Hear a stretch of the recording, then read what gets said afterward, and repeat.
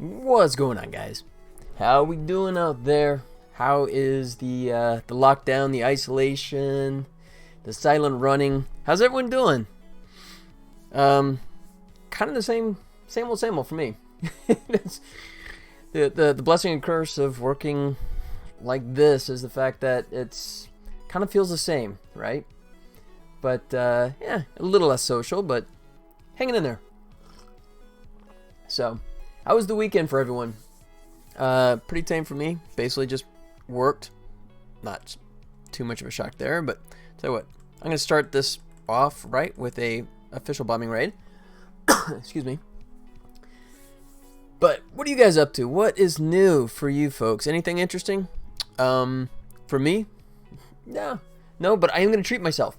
I am going to do what I normally never do, which is actually play video games tonight. Normally I'm just so obsessed with like making that I don't actually indulge, but yeah, tonight after I get some more work done, tonight I am shutting down and playing some Half-Life Alyx. Cannot wait. Love my Half-Life and love my VR, so it should be a fun experience. Probably actually I'm on the fence, but I'm probably gonna stream it. I might actually stream playing the game tonight. You guys can tell me if I'm stupid for doing it. Talk me out of it. Otherwise, I might just stream it, even if it's just me talking to myself, which is pretty much the way it normally is anyways. Even when I'm not streaming, but I digress. That's it. How's the weekend? Tell me what's going on, you guys out there. For me, spent the weekend doing some major overhauling of my red shirt character. If you guys remember Friday, I had a bug. Found that. It was me. It was just a code error on my part. It was just as simple. Once I found it, boom, it all worked fine. But then I started to go back to address one of the things I talked about before and I didn't like was the fact that the way it works right now is the red shirt, if you lock him behind a beam, right, he just sits there and he goes, okay, I can't get to you now, even though the switcher could be literally right behind him, right? And it's just, if he's smart enough to go to the computer, right, and hit that and lock you back in the room, it seems like he'd be smart enough to turn around and hit the switcher and, you know, get back chasing you again or going to the computer. So I spent the weekend doing that, trying to implement that, and it actually worked.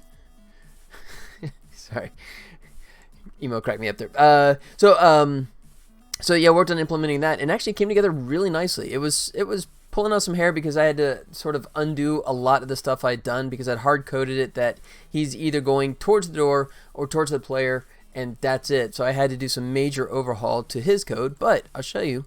He's behaving pretty nicely now. So now, if we come up in here, he's going to come out here like that. Boom. And also, there was a glitch I found in terms of like shooting at me, right? Boom. Which he's now much more efficient about doing that now.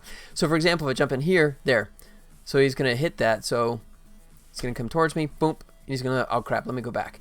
Goes over, hits the switch. Now he can get back at me again, right? So I can keep doing this all day. But there. Obviously, one of the things I'm missing right now is the fact that he just walks by the switcher and the switcher activates. So that's one of the things I want to work on today is creating an animation, just a override for the upper body.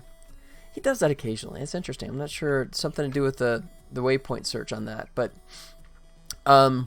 yeah, so I want to do an additive animation for the upper body. So he does like a motion where he kind of like hits the switcher, right? So it just kind of totally sells it.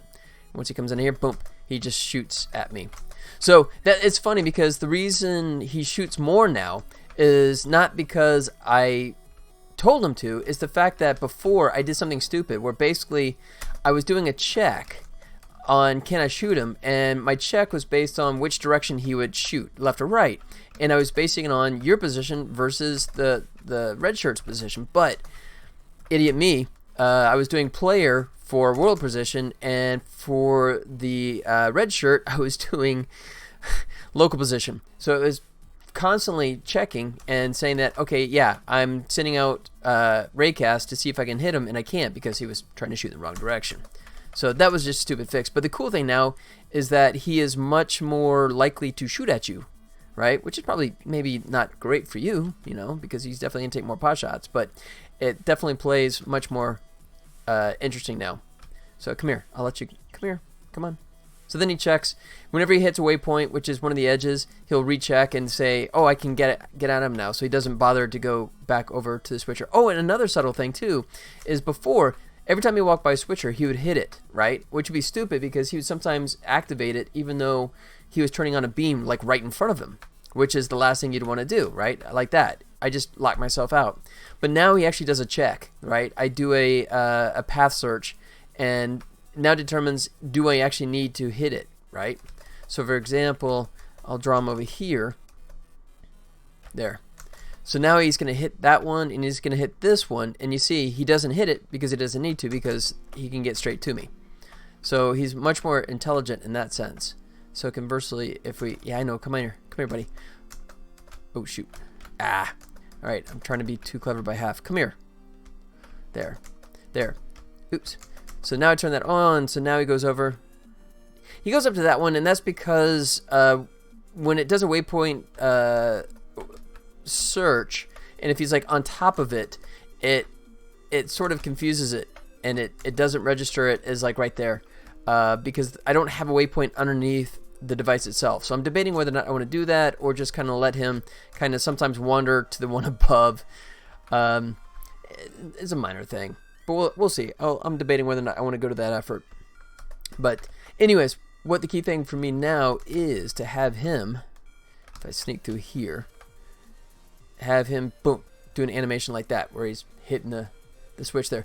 But before I jump over to my animation, one thing I did notice, something I noticed last Friday, and I thought it was something to do with the computers, is not computer's fault. It was just me screwing up on the tiling. What I've done is, if you remember in some of the other levels, you have breakable tiles that reveal hidden areas. That's the problem with using Unity's 2D tile set, is sometimes it's really hard to tell which tile you're working on. So as a result, if I turn off foreground, you'll see I have a bunch of these tiles floating around that are associated with the breakable tile, which is not what I want at all. So, I mean, there's no breakable tiles in this level. So I don't know how. Sometimes when you turn stuff on and off, this thing kind of switches to whatever level it wants to, right? It's random. I mean, it's not like it goes to the top one. It's not like it goes to the bottom one. It went to the second one, which, I mean, it seems rather arbitrary, but, you know, and there's no indication anywhere as to which one, aside from looking down here. So sometimes when it toggles on you and you're just working away, not paying attention, you end up drawing tiles on the wrong items, on the wrong level. So tell you what I'll do here is, let me turn foreground back on so I can actually draw to it, and then I'm just gonna kind of follow suit here because all these are basically totally wrong. So I'll start with that. So let me turn him on, and let's go to our, excuse me, spaceship tiles. There it is. And we will start with the vent, and I'm just gonna go on top like so. Excuse me. Draw these in like so, and tell you what, I'll expand this. Unfortunately, I can't go full screen. Another quirk of Unity's 2D tiles, if I go full screen, you'll see, boom, I actually lose my ability to paint the tiles. That just goes away, just arbitrarily. So you have to, and then of course now I'm like, I don't have it selected anymore. I have to go back, select the layer, and then reselect the item that I was just using. That's a bug in my book. I don't like that at all. I shouldn't have to like move windows around just to make it larger, just so I could accommodate. I should be able to go full screen, but anyway. So let's go ahead and draw these in. And what I'm doing is just matching what I did mistakenly on the breakable level. And this guy, like so. Couple of these, like that. Alright, and then this one, which is the bricks. And some of these I actually flipped. Like so. So I'm going to match it. I don't have to, but I am. There. So now if I go to my breakable and I toggle this, okay, I did miss a couple. Interesting, on the vents there. Only on the vents. So I missed those bottom 3. All right, so let's go back to foreground. Go 1, 2, 3. There. Now all the little pieces should match. Yep. Now we just got to fix those corners, and we'll be all set. Yeah. All right, so what I'm going to do at this point is go ahead and just turn off foreground, and this has served its purpose, so I'm going to clear these out. Oh, God. Seeing it just went to lava. I mean, it's random. I swear to God, it is random which level it selects. It's just, I think it just does random dot random and just grabs whatever one it wants. So let's go ahead. Oh, let's turn this back on. So we purged out all the stuff that I erroneously put on the breakable. Now we got this back. So let's just fix up these last little items, and we'll be ready to move on. Let's see if I can find the right tile. This guy. So we go here and here, and then this one is, let's see, where is he? He is that side, so I think it's this one. There it is. All right, doing the foreground, that's correct. Still need to, I need to add a tile that accommodates that corner. I'm gonna come back and fix that later.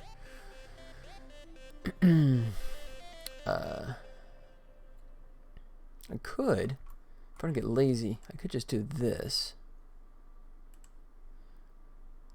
No, because I still got the waypoint there and I have to clean the waypoints up. So I'm going to leave that like that for the moment.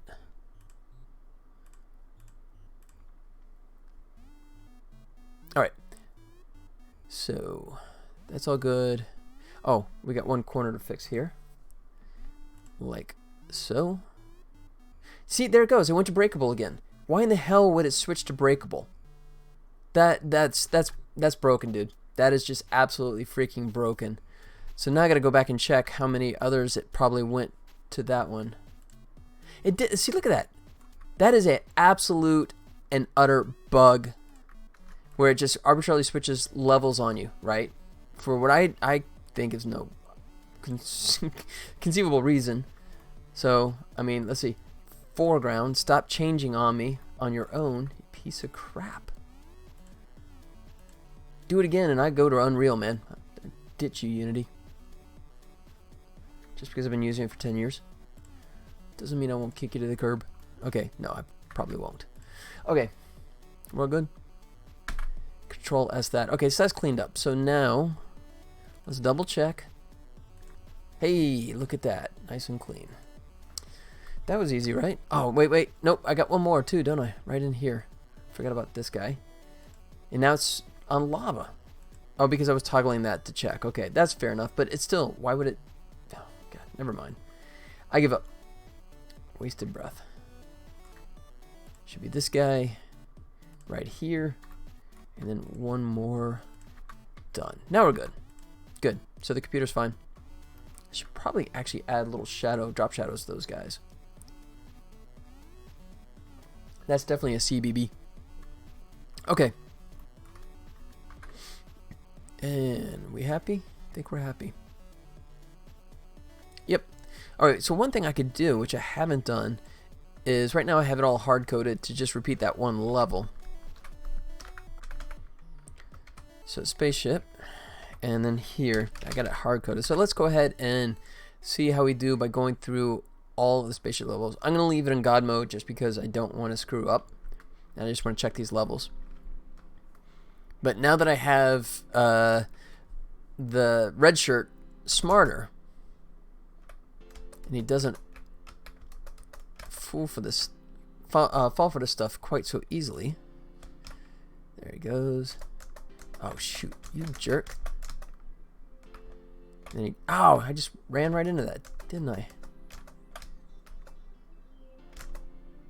Yeah, that was not pretty, but oh well. Oh, and he still beat me to it anyways. Jerk. I'm sitting there just slow boating it to the exit, and then he switches it on me. Come here. So, zap him. Boom. Oh, I missed him. I want to do an animation for that too, where he gets zapped. Right now it does that quirky, like twitchy kind of thing, and it looks kind of crap.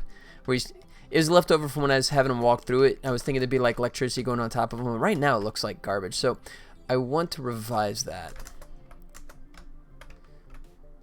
When I got lots of gems because I keep repeating this level and it doesn't reset the values. Oh, that was quirky. Whoa! Whoa, what is that? Okay, I would call that imperfect. That was really cool and ugly at the same time.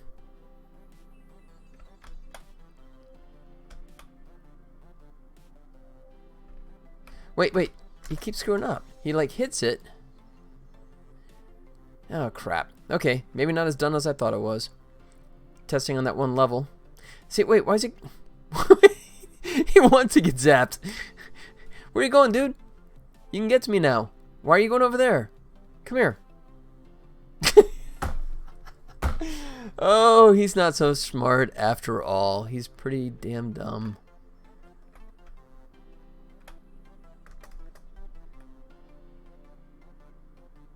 He does that correctly. And he goes around. Maybe it's a way... nope. That's not good. Alright, let's get him back up here because this is when he's really freaking out, when he's up at the top here. Put him up here. Yeah, look at that. Whoa, what is that trippy stuff? Look at that. Alright. So, yeah, unfortunately, when he's got to find the switcher, he's obviously still glitching out. And I have no idea why he keeps going that way. Unless, like I said, unless I screwed up. Oh, crap. Yeah, I know. That's a bug. Unless I screwed up something with the waypoints. No, those look good. I see connection there to there. So, yeah, the fact that that's showing it connected means they should be able to get to me. So let's try this. This always kind of makes it go squirrely, but I can at least trace his path. Path debug. So I can figure out what it's doing. There. So it shows it like he can get to me. Right there. But then he goes away. He goes away. I don't know. Alright. Crap. I was getting all cocky thinking it was working perfectly after testing in one room. And then I was going to just add those animations, but nope, we ain't done yet. Alright. So let me figure out what room this is, and we'll work on him specifically. Since he's going to be broken. 2. Room 2. What is that? It's 2LR. Well, crap. Getting all happy with myself for absolutely no reason. Alright, so now we got to focus on 2LR. So if I fire this up, we'll go straight into that room. Alright. So first things first, we come here, he's going to freak out. Oh, yeah, and go that direction. So let's figure that one out first. So I'm going to have to do a bunch of debug logs to figure out what the heck is going on there. You know what? Before I do that, missed it. Let me see what his status is here. Make sure it is what I think it is. Let's see. Let me go into debug so I can actually see it. Alright, so current target is player, which is good, as it should be.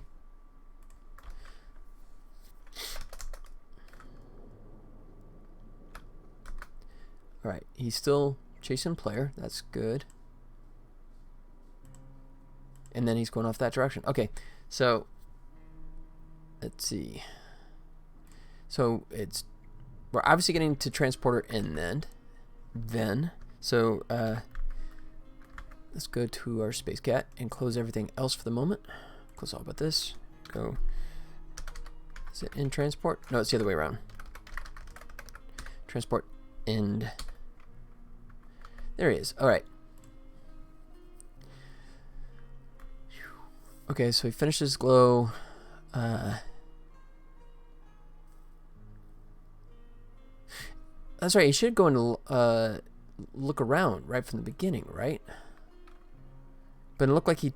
I don't know. I don't think he did. He look around or did he just take off on me? Let's see. There.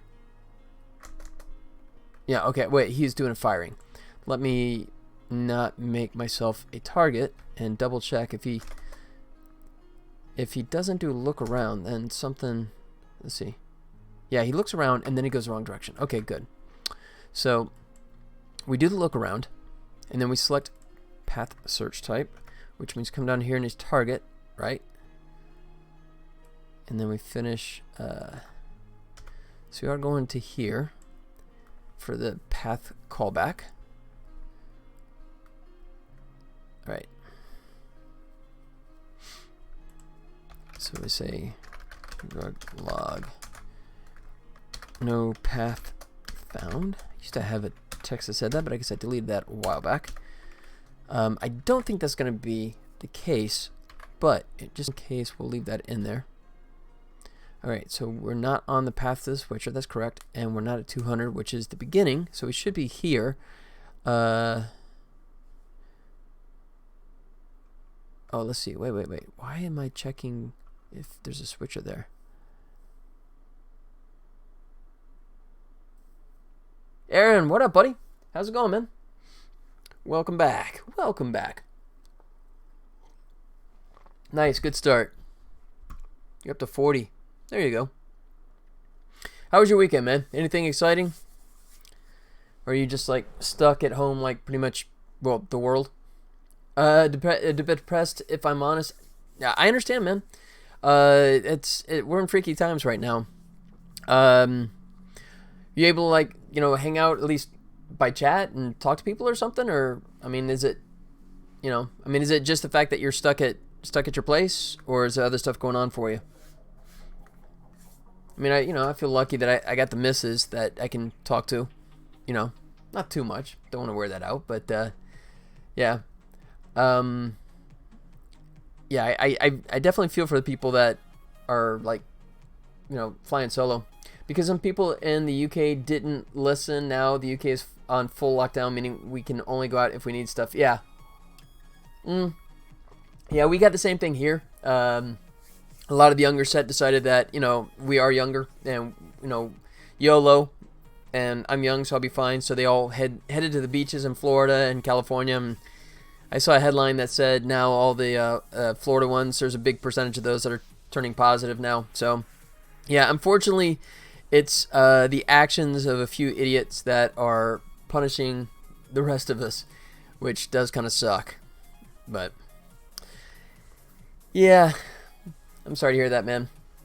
So, yeah, we're kind of facing the same issue here, but hopefully it ends up being an additional blip, but it's something that will still hopefully flatline pretty soon, and hopefully we can get ourselves back to a more normal world here in the near future.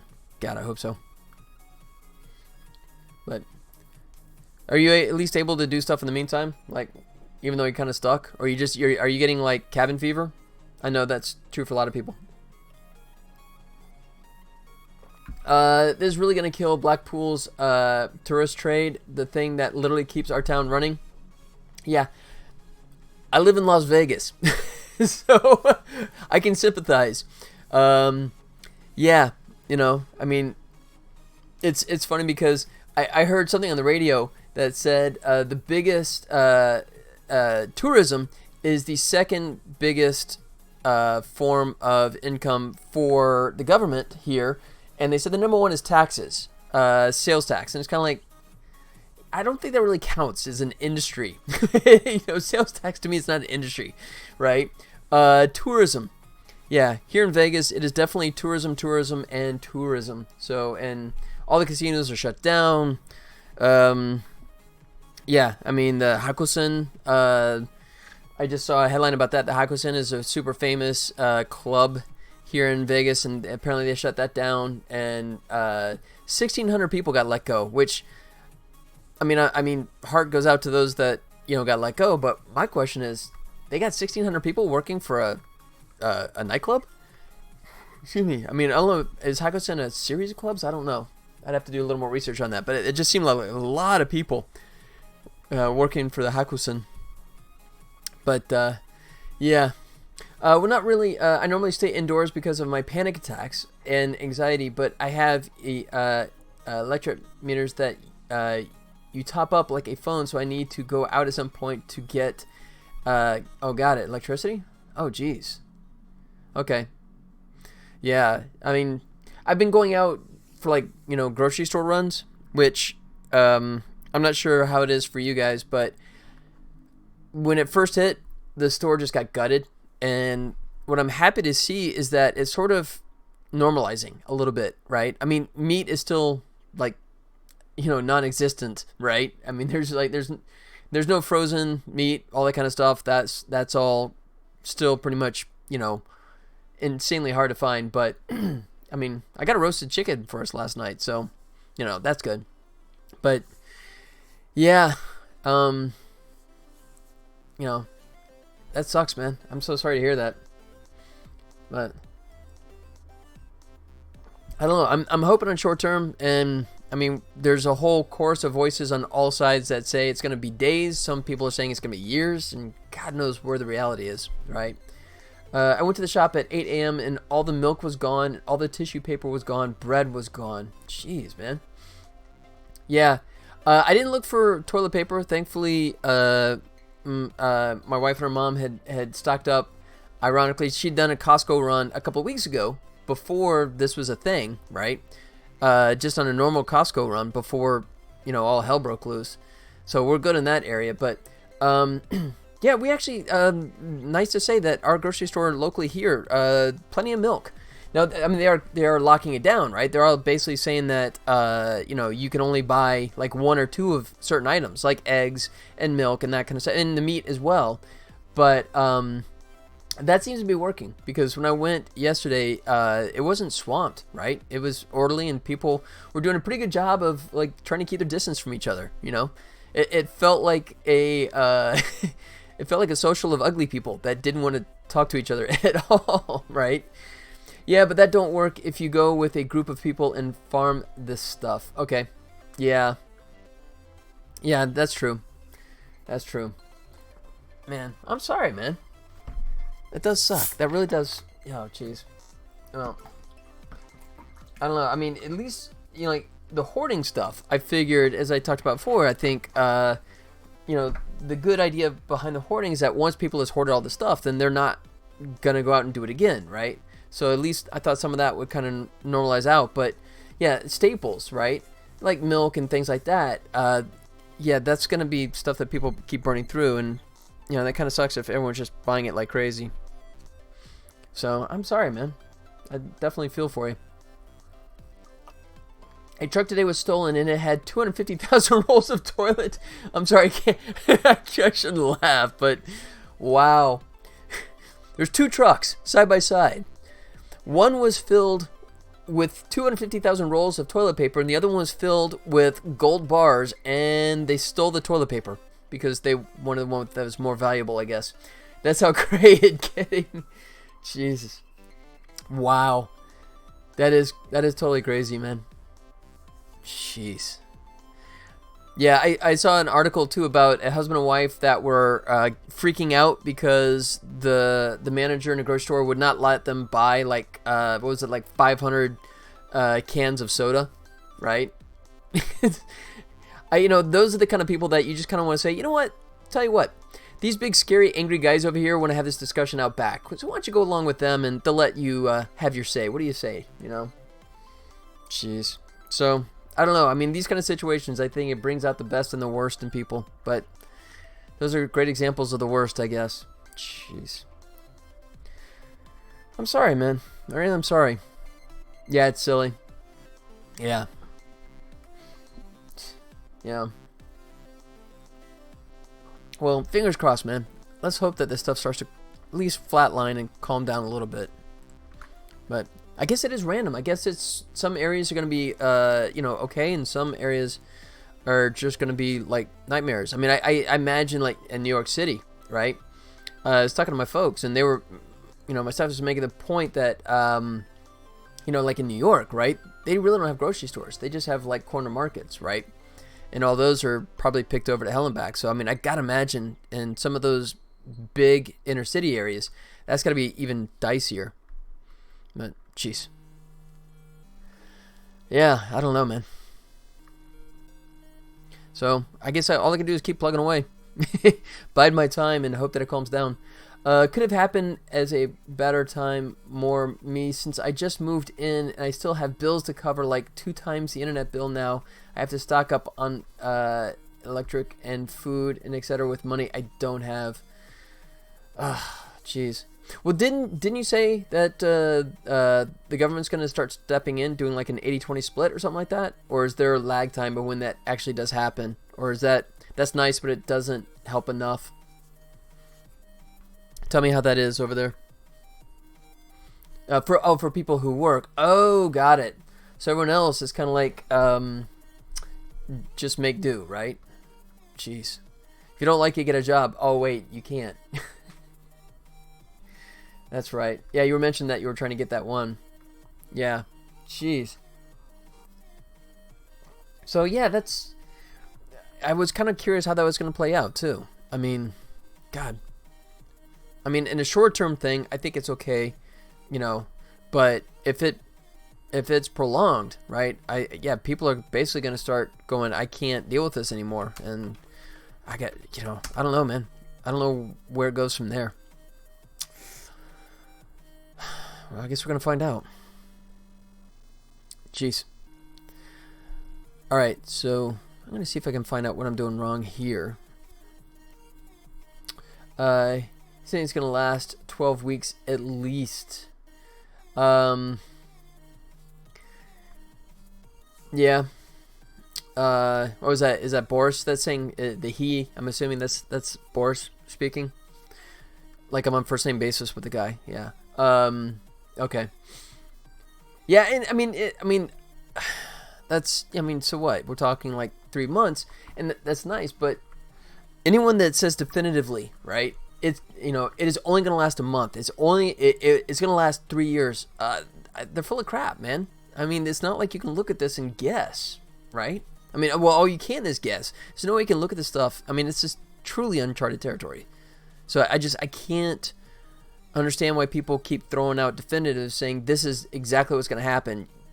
Unless you're a time traveler or like parallel universe jumper, how do you know? How do you know? Oh, well. Yeah. I mean, let's see. I mean, I get it if everyone stays in right now for a week, it would stop the virus dead. Thankfully, the virus can't survive in our UK weather. Yeah. And, traditionally, I think some of the viruses don't fend well in the summer temperatures, too. So, I mean, there's hope that when temperatures start rising up and getting warmer and the seasons change proper, that will help drive it down as well. Man, I really hope so. I really do hope so. Because I don't want to deal with this. Yeah, I mean, I'm used to being stuck at home. That's my usual MO for working anyways. But, I have the option of going places, right? I don't normally go, but at least there's the option. The idea that it's not there now definitely is plays in the back of your head, I think.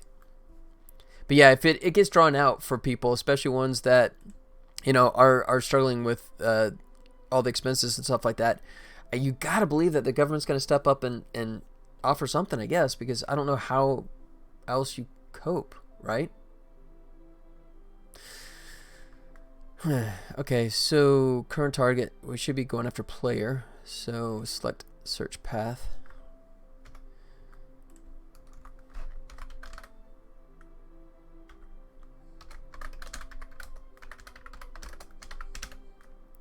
Let's see, let's debug, log, select search path. So we're doing that here now.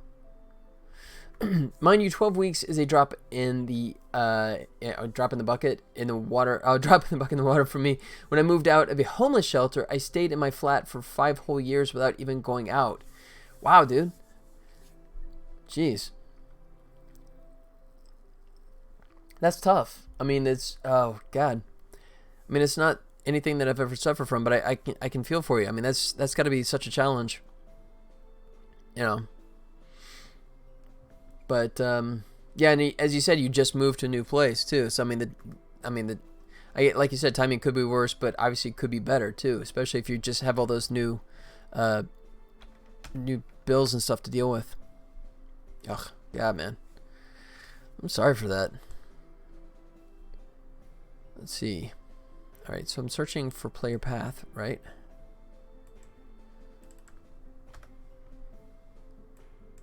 All right, so another path found. All right, so I'm going to just start with this and see what I can get out of this. Yeah, my panic attacks get bad. I've had 220, oh, wow, BPM when it goes off. Oh, Jesus, man. Yeah, that's extremely high, right? Jeez. So it's coming to here. Not to be a downer. No, dude, I appreciate the honesty, man. I mean, I appreciate that, you know. And, I mean, it you know, yeah, hopefully, I don't know. I mean, is this kind of contributing to that feeling of panic for you? Or is it just something that is, you know, it's okay, but, I mean, I don't know if that's, like, compounding for you or not. Hopefully not. So we find call path. If here we say no path found. Otherwise we come here. Alright, I'm just tracing, trying to figure out where it's going off the rails here.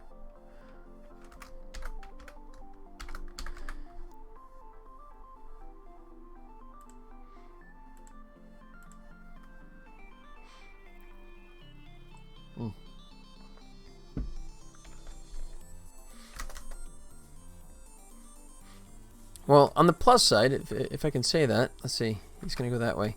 Found path. So he did that. Okay, let me double check where I hit that. I mean, God bless the internet. I mean, at least we have a way of sort of like reaching out to the world, even though we're not like, you know, outside of it. Let's see, I can clear that. There it is. Is that what I wanted? Okay. So I did find the path. So we got to there. So now we're going to choose the path.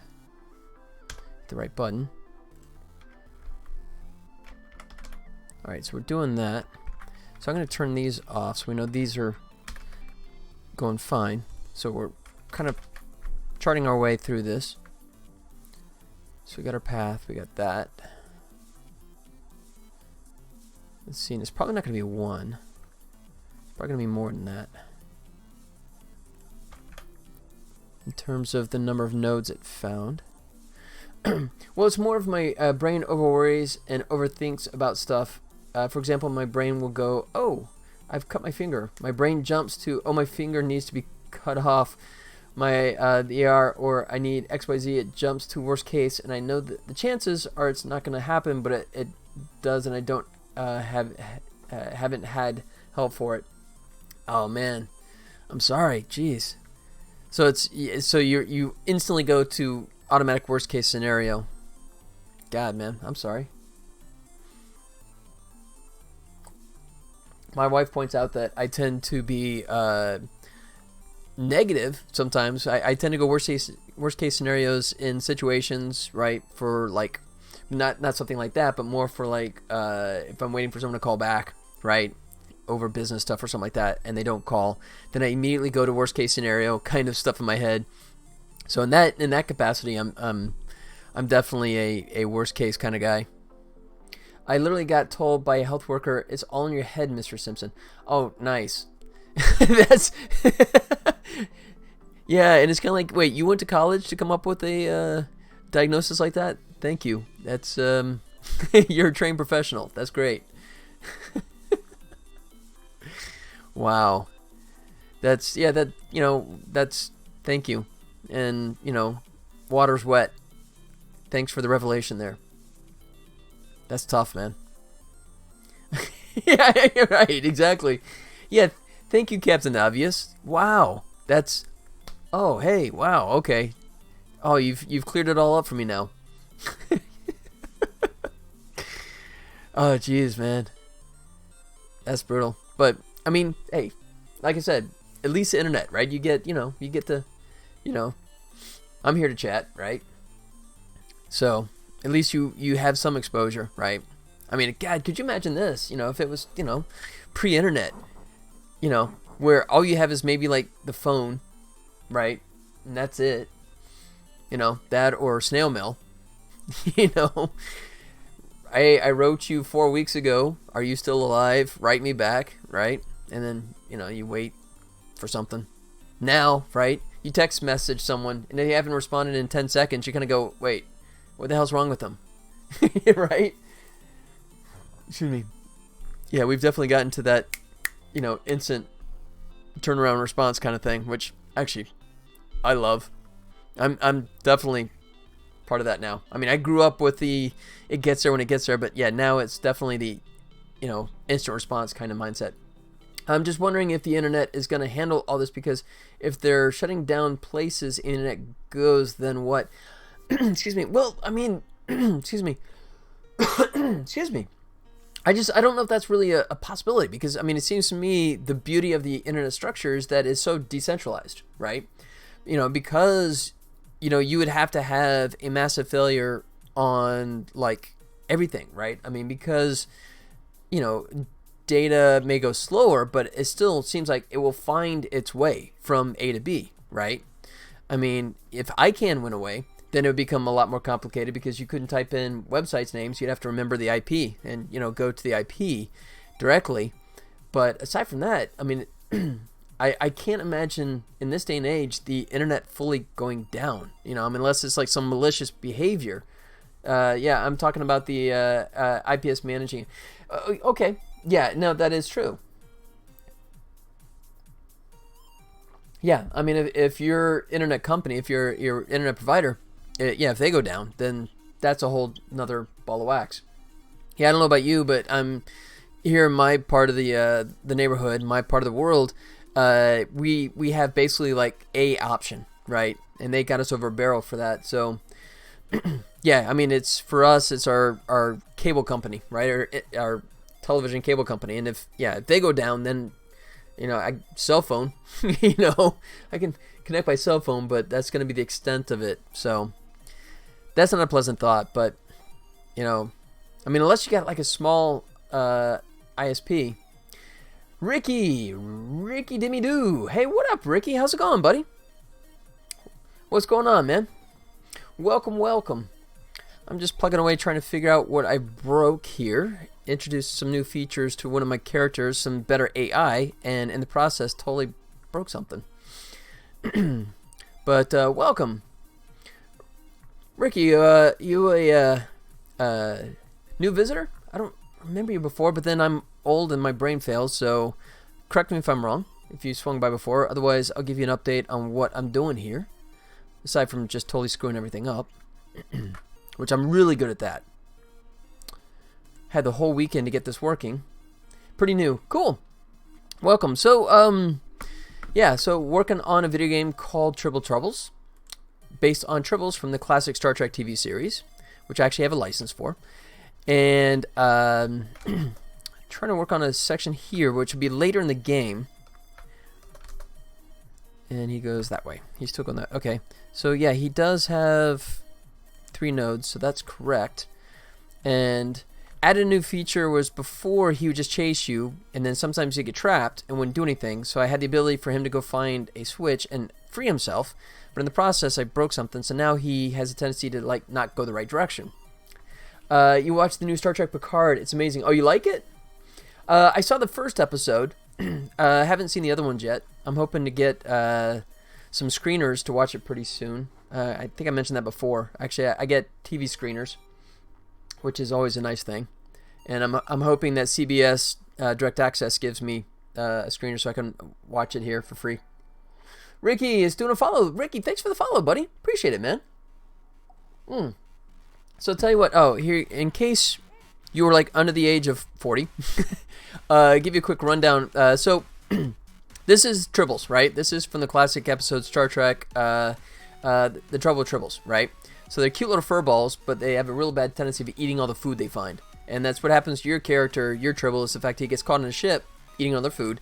And as punishment, they beam him into the center of a planet whose molten core is actually rising. So you play as a Tribble trying to climb your way up. And along the way, you end up coming across Glommers. Glommers came out of the animated, you can tell this is animated, the animated Star Trek TV series, and they were genetically engineered by Klingons to eat Tribbles. And that's pretty much the extent of my license. I have Tribbles, Glommers, and Quadritriticale. Sounds interesting, looks fun. Thanks, man. Tell you what, I'll fire up the trailer here real quick. Apologies to anyone who's seen this too many times already, but just so, since Ricky's just coming by, let me fire this up. So this is my little trailer here. Here we go. Fire it up. Space. The final frontier. These are the voyages of the starship.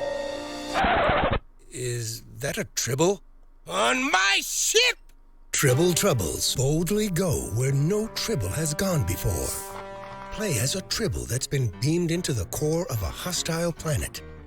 You'll have to jump, climb, and squish your way to safety. Face off against dangerous Glonners, speedy sandworms, relentless alien apes, and phaser-toting crew members. Battle your way through 16 challenging levels across 4 different environments. Collect gems to score power-ups like shields and sonic attacks. Complete missions and unlock new outfits to personalize your Tribble. Tribble Troubles, beaming down in July for Xbox, Steam, and mobile. Of course, that trailer was made before the coronavirus. Still hoping to make that July target, but no promises. Let's see. Did you not get the rights to make humans or etc. just out of interest? Yeah, so the partnership is actually with a company called Tribble Toys, which is co-founded by the gentleman who actually wrote the original screenplay, right, to the Tribble Troubles and the animated More Tribbles, More Troubles. So that's why they have the agreement with CBS, right, and Paramount. So that's why I'm able to do this and not get sued out of existence, but I'm also limited very much. That all I have is the Tribbles, the Glommers. Here's the orange guy that I showed you before, right? You know, there you go. This is in here, and this is my representation of them in the game, and that's the extent of it, right? Did you do the art as well? No, I didn't. I did the animation. I'm an animator by trade. I did the animation and the game programming and the game design, but no, the art was actually, most of the art you see on the screen here was created by a very talented guy named Daniel Thomas, who I've worked with on and off for 10 years now in my game development career. The outfit characters were made by another artist named Dane, who did a fantastic job on those. I did maybe like a little bit here and there, but basically no. It was those guys. I mean, I'm an okay artist, but you know, I also know when it's better to let other people do stuff when they can do it exponentially better than you. So if you like the animation, cool, thank you, I'll take credit for that. But for the art, I'll say thank you, but you know, wasn't me.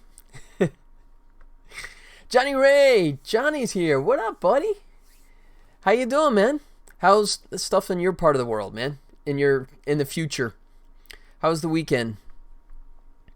I was gonna ask, go back to Aaron. So Aaron, what did you? If you're watching Picard, what'd you think? Because I'm doing this, I frequently go to the the forums, especially on Facebook for Star Trek, and it's really funny how Picard seems to be this lightning rod in terms of people really love it or hate it. Kind of like Discovery was, Star Trek Discovery, but Picard even more so, because it's CBS Direct Access. They can swear and stuff like that, right? They can push the envelope a bit more, and everyone's kind of freaking out about the swearing and that kind of stuff. It's interesting how some people love to hate it, and some people just love it. Let's see. Doing well. Things are fine in the future. The weekend was full of work. You and me both, man. I thought I revised my little red shirt here to do a lot of good things, but after I only tested on one level, and now after trying it in a different level, I realized that it's not quite as done as I thought. So in this case, you can see he's actually walking off to the left, when in reality, you can see the waypoints with the red lines here. He should be going straight towards me. So I'm trying to figure out what the hell he's doing. he's making me cry. That's what he's doing. During the quarantine, I tried learning coding. Oh, sweet. That's cool. In Unity or Unreal or some other program? Yeah, I'm learning, right? Because I got that before. Somebody was, as I asked them, it's like, are you Unity or Unreal kind of person? They go, no, I use like GameMaker or Godot or something like that. It's kind of like, you're just presuming everyone uses Unity or Unreal. It's like, yeah, majority do, but that's true. But yeah, it's I'm not a programmer by trade. I'm kind of self-taught myself, but I mean, I can do okay with it. Excuse me, but I would never consider myself a programmer by trade. I tried learning the basics of coding first. Oh, that's kind of a smart move. Yeah, that's awesome. I know with Unity, I'm not sure about Unreal, right? I can't speak to that. I know that Unity is doing a really good job in terms of doing a bunch of free tutorials. Some of them are actually embedded in the editor itself, right? So, I'll do this real quick. If I go to Unity, the hub, you guys probably seen this. Sorry if it's redundant, but I'll show this. Uh-oh. There's the real penny. So we go into like learn, right? You can actually see OP Scripter, what up? Hey, how's it going, buddy? Welcome back. So this is really nice feature. So this is built into Unity in the hub, right? You can actually click on these things. And the nice thing about some of these tutorials is that if we go over here, right, they're embedded in the editor. So they actually kind of show you. It's kind of like, hey, click on this button, right? And then, pull in this drop down thing and drag this to here. So whereas watching a YouTube video where you have to kind of like go back and forth and, hope that it's not like an older version of the editor and everything's changed, with this one, it's just physically guiding you along, which I think is a really nice touch. And a lot of good introductions to coding as well, right? So, and, free. Free to download and play with, and you don't have to start paying until you actually start making some significant money, which I think is a really nice feature. Both, Unity and Unreal are in that same kind of basket. Wow.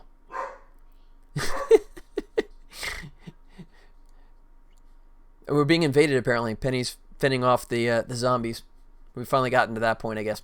Let's see. So I used to watch Next Gen when it came out, so saying the old references, and I think it's funny when Picard swears because you're not expecting it. I just wish they didn't go with this, he's got that brain issue from like one episode of Next Gen, and it's good to see the old cast members back, and 7 9 has still got it. Wouldn't argue that point. Yeah, Jerry Ryan, right? Yeah, she still looks fantastic. That's cool. But yeah, I do agree that's kind of fun to see all the characters kind of drift back. Like I said, I've only seen the first episode, but I've seen plenty of stuff, posting stuff on there, so I've gotten a little snippet of some of the other characters returning. So looking forward to actually watching it once I get my screeners. I think I mentioned that before. I'm actually a member of the Television Academy, so I pay for the membership, and as a result, I get like free. Usually free copies of all the latest TV shows, streaming and that kind of stuff, which is a fun perk, and which is why I don't have cable. The lockdown going to be for 3 weeks. It may be more, but it's 3 weeks for now. Okay, well, that's good, right? I mean, it sucks that they're saying 3 weeks, but at least they're kind of saying that that's the plan. So hopefully they bend the curve. Hopefully, they start to see the numbers go in the right direction. And let me actually bring this back up here. Get the tunes going again. Just dial down. There we go. But yeah, I don't know. We're going to have a lot of people going stir crazy for sure. Hope you're doing okay yourself, Aaron. But yeah, at least you got Picard. Yeah, I don't have CBS access. I did watch Discovery though. Yeah, I'm okay. Cool. That's cool, man. Yeah, see, why are you going that way, dumbass? Okay, so now let me go through this here. So we got to here. Sorry, I got to debug this. I mean, I guess I could, let's see, might stream tonight. Oh, yeah? Okay. I actually am going to do that. I'm going to, for those of you that have been hanging around me, I've watched this stuff, Oh, do some G-Tarp. You probably know the fact that I code. I make my games, but I never take the time to actually play games.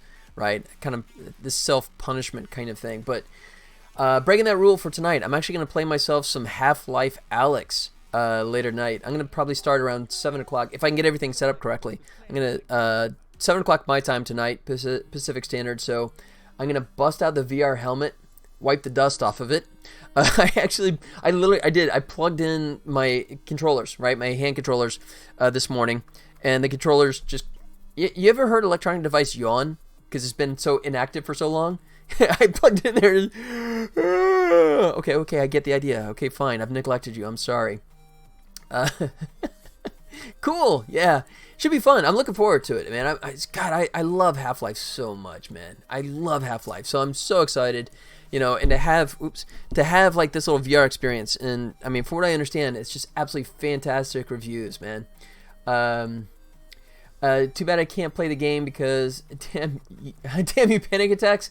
Oh, geez. Okay, I guess that would trigger it for sure. Yeah, tried booting that up. Got the intro before the computer collapsed. January, did you tell me before what kind of machine you got? Computer connected to the VR is only borderline. Oh, okay. Yeah, at this point, mine is about a year and a half old. It's got a 1080 for the video card. But, let's see. I mean, let me put it this way. People are saying this is the game for VR. Yeah. So, excuse me. And one of the reasons why I don't play games, I mean, because sometimes you have the impulse, right? I don't know, you guys tell me if you're the same way, right? If you're like working away and you accidentally let the mouse scroll down to the old Steam icon and accidentally hit play on a game and you go, well, as long as it's booting up, I might as well go ahead and play it, right? Any of you guys do that? My work computer would handle it just fine. Well, I tell you what you can do, if I may. Yeah, go ahead, Aaron, tell me. So in my case, what I've done is I've actually, hey, oh geez, I gotta do this right. Negenotropic Nomad. Did I get that one right? Negenotropic. I tend to open stream, stare at the list for 10 minutes, and then give up. I give. When you're done coding, why don't you stay on stream and we can see you set up the Vive and play. GIF. You know what? I say GIF. I know it's supposed to be a GIF. I'm one of those hard stone person and say GIF. What up, Aaron? So here's the explanation. Because I have no self control, right? If I could fire up Alex right now, I say, yeah, oh, you do? Okay. We're rule breakers. What can I say?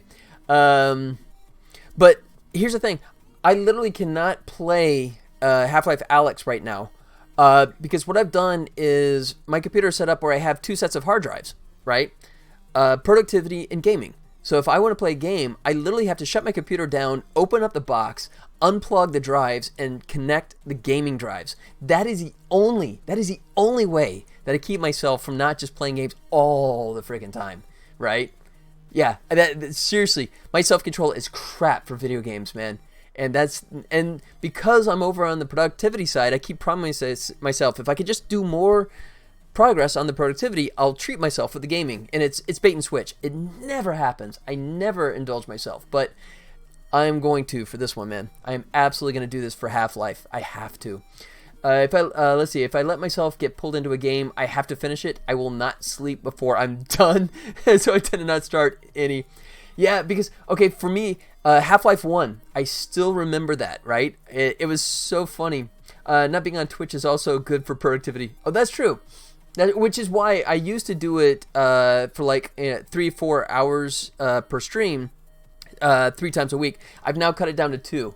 Because I do tend to get more social the more I go here, and the more you guys go. If you guys engage, then I pretty much kind of get lost. But I enjoy the conversation, man. I mean, like you guys are all now housebound, right? For you, it's a new experience. For me, this is the way it's been for forever. So for me, I like this because this is my chance to actually chat, right? But well, I mean, you don't really need to rush your game one night. Isn't gonna harm your coding. No, absolutely. So yeah, we'll see how far I make it, but yeah, I'm really looking forward to actually firing it up. And so I'm going to stream it. I'm actually going to play tonight, and I'm going to stream the gameplay tonight for Alex. Would you like a mod where you can see Twitch chat when you're in VR? Oh, I looked it up. Thank you, Aaron. I did. Actually, I was just looking it up, and there's a Unity one that allows you to connect it to your controller, right? So you actually see the chat. You can have your controller, and it follows you around. It's like VR chat or something is the name. I have to look. Yeah, that's the one. Oh, you do? Okay. Yeah, that's my plan is, I just found it literally like an hour before I came on here. But once I shut down tonight, so I'm going to work to my usual 6 o'clock, right? And that gives me 1 hour to shift modes and get everything up and running. You know, make sure, if, like I said, blow the dust off of the old VR, right? You know, and make sure that's all set to go. But yeah, I'm definitely going to do that because I want to be able to see the chat. And that's a creative solution. I like that. But yeah, so we're talking about, yeah, Johnny was talking about the addiction of like once you start a game and not letting go. So for me, the experience was Half-Life 1, right? I set mine up today too. Oh, cool. So when I did Half-Life 1, I started like on the Friday when it came out. Games used to come out on Fridays back decades ago. And it was so funny that I got so addicted that not only was I playing it all night, but I was too entranced to go get any food. And I had no food in my apartment at the time. So I was literally, for the whole weekend, I was literally just eating microwave popcorn because it was the only thing I had in my apartment. And I was just too engulfed in the game, you know, to actually get any real food. So for the entire weekend, it was just Half-Life and microwave popcorn.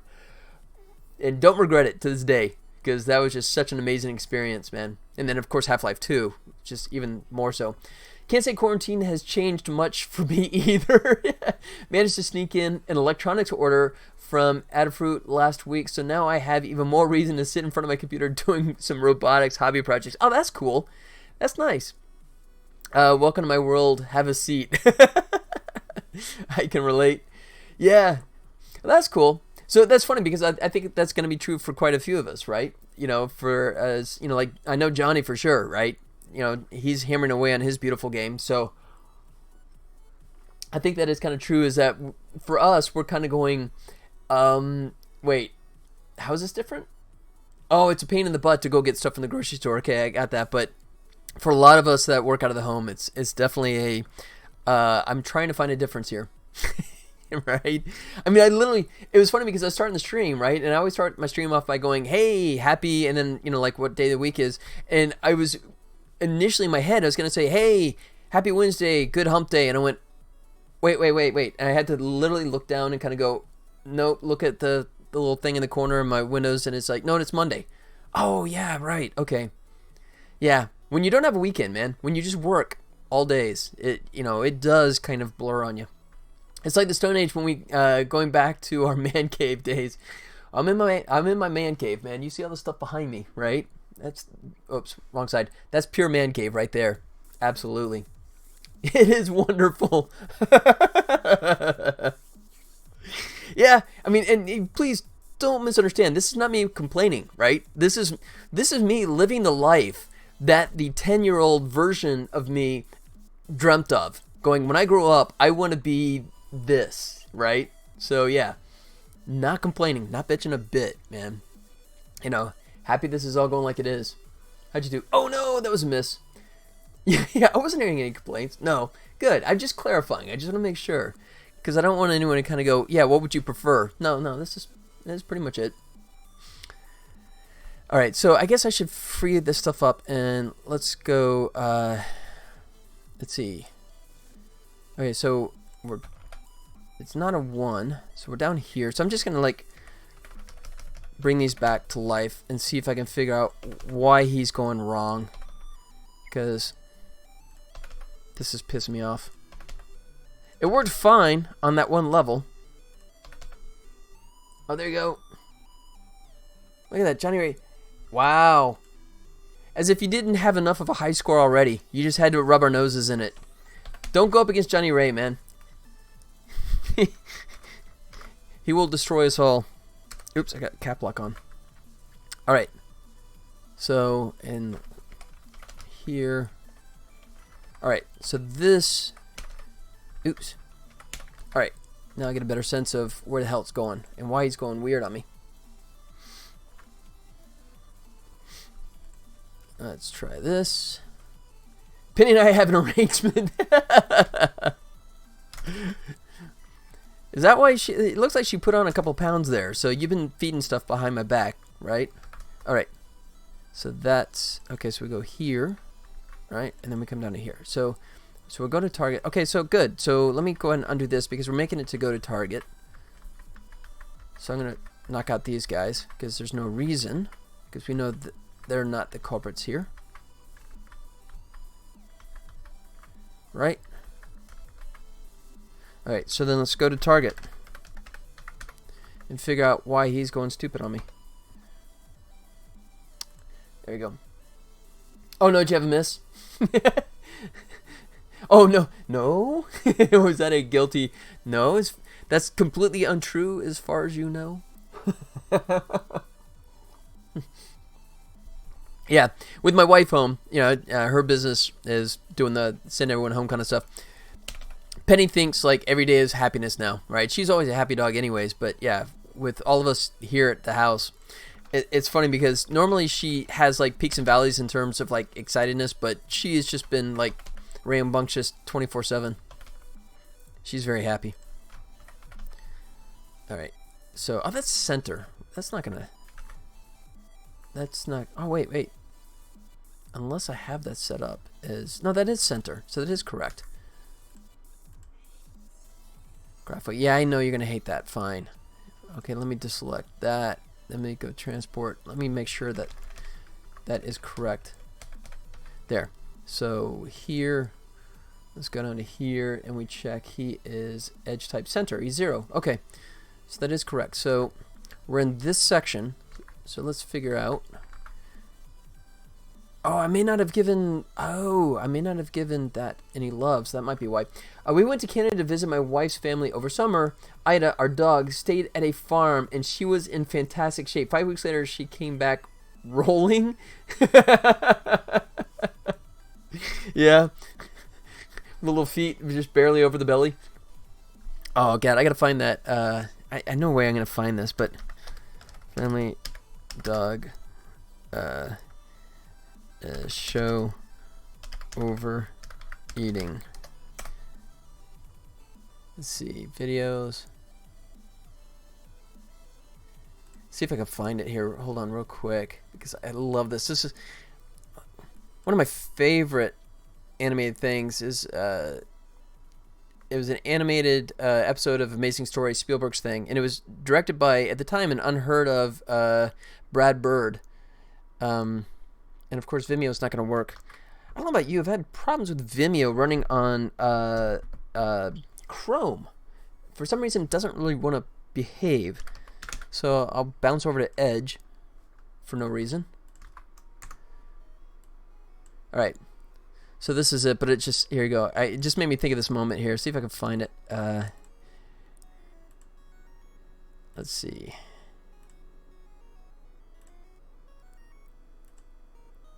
Oh, here we go. This is it. So the dog has basically gotten fed all the crap food. The mom did a terrible job at dinner, and so the dog ate all the food, and now he's too fat to move. Right? I love this. He's going woof woof woof. Let's see if I can. I just love this. This is the image I have, Johnny. Right? He's saying that after 5 weeks on the farm. It's just okay, I can rewind that because I love that. He ate all the food that nobody else wanted to eat, so now he's all fat and bloated. Yeah, pretty much.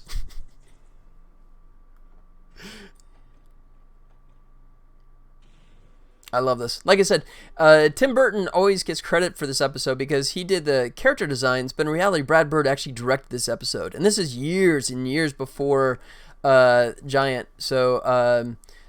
You know, Iron Giant, that, you know, I love this thing. I still have this episode on Laserdisc, man. I'm so hardcore. I have Laserdiscs. Just imagine a retriever. So same thing, just a little larger on scale. Got it. That's great.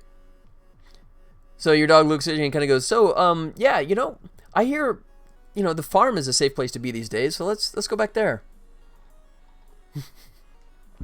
All right, let's see if I get any more insight now. Now that I've totally broken this. And he goes that way. Yeah, she was quite happy. All right, so we got down here. But nothing? Let's see, that can't be right. You're looking around. Okay, so we started walking. Okay, great. So let's back up.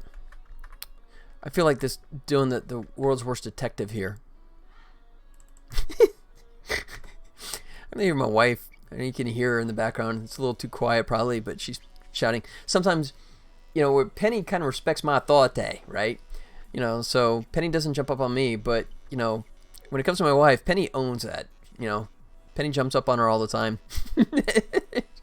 No matter how much my wife laments it, right?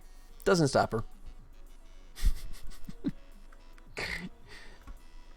Okay, so we start walking, so we're here.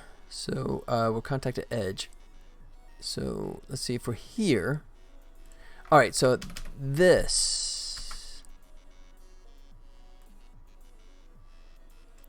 So that. Let's see if we're current edge type. For on edge. Oh, here it is. Okay. I think this might be it. I think because. Okay. I think I found my problem. Let me double check, and I'm just going to clone this a couple of times so it just screams at me. Yeah, I think this is going to be it. If this happens, then I know what's going on, and I'm going to start crying here because I think I know the problem, and it's short-sighted, but not crying yet, but warming up. All right. Here he goes. And yeah, there it is. That's it. All right. I found the problem, and I'm kind of screwed. I'm kind of screwed. So the thought process was the fact that, before I introduced the ability for him to go after this, he could only hit decision points on the edges, right, when he transports or something like that. But because, well, no, actually, but he's chasing me. So this is an outright bug anyways. But, so I have the edges. There's 3 different types. There's, if it's on the left side, then it's -1. If it's on the right side, it's +1, right? If it's in the middle, it's 0, right? And that's how I can quickly tell which way he can and can't go. It's pretty mental that where I live, there are only 6 cases, and we're going into lockdown. Yeah, I guess it's overly preventative, but, yeah. I mean, we're even in Vegas, we have a relatively finite amount of cases, but God, I've getting inundated lately. I don't know if you heard the little email notification I just had pop up on me, but yeah, I'm getting like inundated with spam lately. I don't know who sold my email, but London is on the most hit. Yeah. Yeah, London, for here in the U.S., New York has just like skyrocketed, right? Yeah. And then I guess areas of California, especially like up in the Silicon Valley, have gotten slammed as well. But yeah, we have a few cases here in Vegas, but so far it's not humongous, but getting there. Okay, so now I found my culprit, so that's good. So, okay, so if direction, excuse me. Oh, excuse me, sorry. Oh, let me put this back on.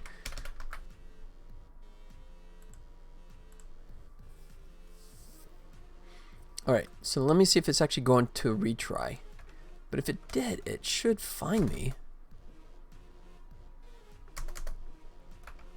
Okay, come on, buddy. No, it didn't. Okay, so it's actually going what it thinks is the right direction, which is wrong. Okay. COVID-19 has already killed more people than MERS and SARS infected in 17 years. I'm on the camp. It's a good idea. I want to take up a yo mama joke habit this fall and not feeling bad about it. Oh, you mama. Yeah. Yo mama. Yeah, I agree. You know, I totally agree. We just like fly through the floor? What was that? Oh, okay. You know, but I mean, Aaron was talking about the difficulties, right? Some of the difficulties he's facing, and that's the kind of thing I was really curious about, right? For those of us that are in a situation where we can weather the storm, right? Then I mean, it's easy for us to feel kind of cavalier about it because I mean we're inconvenienced, but I think there's a lot of people that are dealing with some severe hardships. I mean, especially here in Vegas, as I talked about, because the strip shut down, right? And there are thousands of people now find themselves out of work, and some of them are getting some pay, but there's a ton of them that aren't getting anything, but still got bills. So, I mean, that's the part that I think is the big question mark, right? That's the thing that I think people are really freaking out about, the uncertainty that's coming about with all this. And, I mean, none of us know, right? But, yeah, hopefully this forced shutdown, right, can curtail this and get us back in the right direction pretty quick. Okay, so break. So if not that, then we go walking. So we are going walking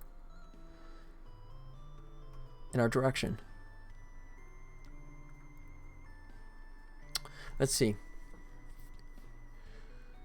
I hope this thing is one-off and not a yearly thing. Yeah, I agree. But I mean, as I've talked about it, it's the novel coronavirus, right? Is the novel factor is the complication, is the fact that because it is unique, that our bodies are not able to even deal with it because it's something that we've never experienced before. So hopefully this is sort of like an inoculation kind of thing that, once we have a one pass at it, that we are better at coping with it in the future, right? And it's not something that it does become an annual thing. I totally agree. Yeah, this is not something that we want. I mean, it's obviously the world's environment, the world's economies, right, are just taking it right on the chin right now, So yeah, hopefully it's just something that we push through, and this is like do you remember when, right? It's like, Y2K, but with a little more teeth, right? And hopefully we can look back and kind of go, that sucked, it was inconvenient, but, it doesn't go epic on us, because that would not be good. All right, so if he's going the wrong direction, do I want to, let's see, if he comes down, he beams down.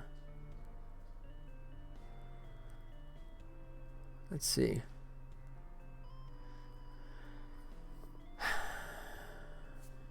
Zero.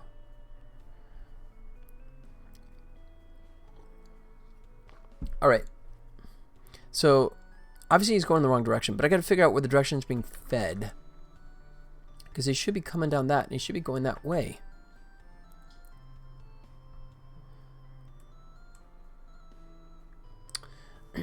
It's just, I feel sorry for the doctor that let the world know about this, even though he was being forced not to say a word. It could have been a lot worse. I totally agree, right? I mean, that was very brave of him to come forward and suffer the consequences as a result. But I mean, you're right. I mean, I think that really helped things from becoming even worse, like you said. Let's see. All right. Oh wait, it's a direction, so it's -1. Where in the hell did it go -1? Because he's coming off of here. Oh, because he's coming that way, maybe? All right. I guess what I need to do is, because he beams down, right? But even if he's still going to go the wrong way. So what time and how many hours will you be streaming VR? Yeah, and he keeps going the wrong way. I have no idea why he keeps doing that.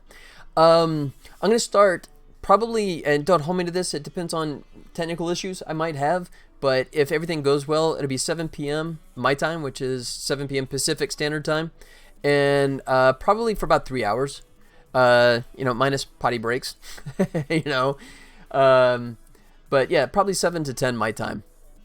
That's the plan. you know, if it doesn't happen, that means I had technical issues and I'm too busy crying in the corner that something broke on me. How many hours is that? 3 hours? 3? That is the game plan for tonight. Oh, until then, sorry. Okay, it's 3:22 my time. So 4, 5, 6, 3, a little over 3.5 hours away. 3:30, 3.5 hours. So, yeah.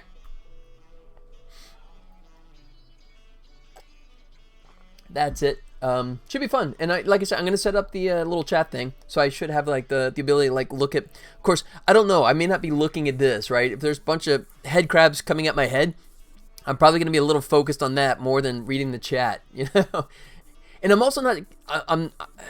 I saw a demo of it where the guy was doing it attached to like his column on a racing car, right? And he goes, "See, now I can see the text," and it's like it looks illegible to me, right? The only time I could even read it is when he like leaned in one time, like really close to it. And it's like, that's great, but aren't you driving off the road?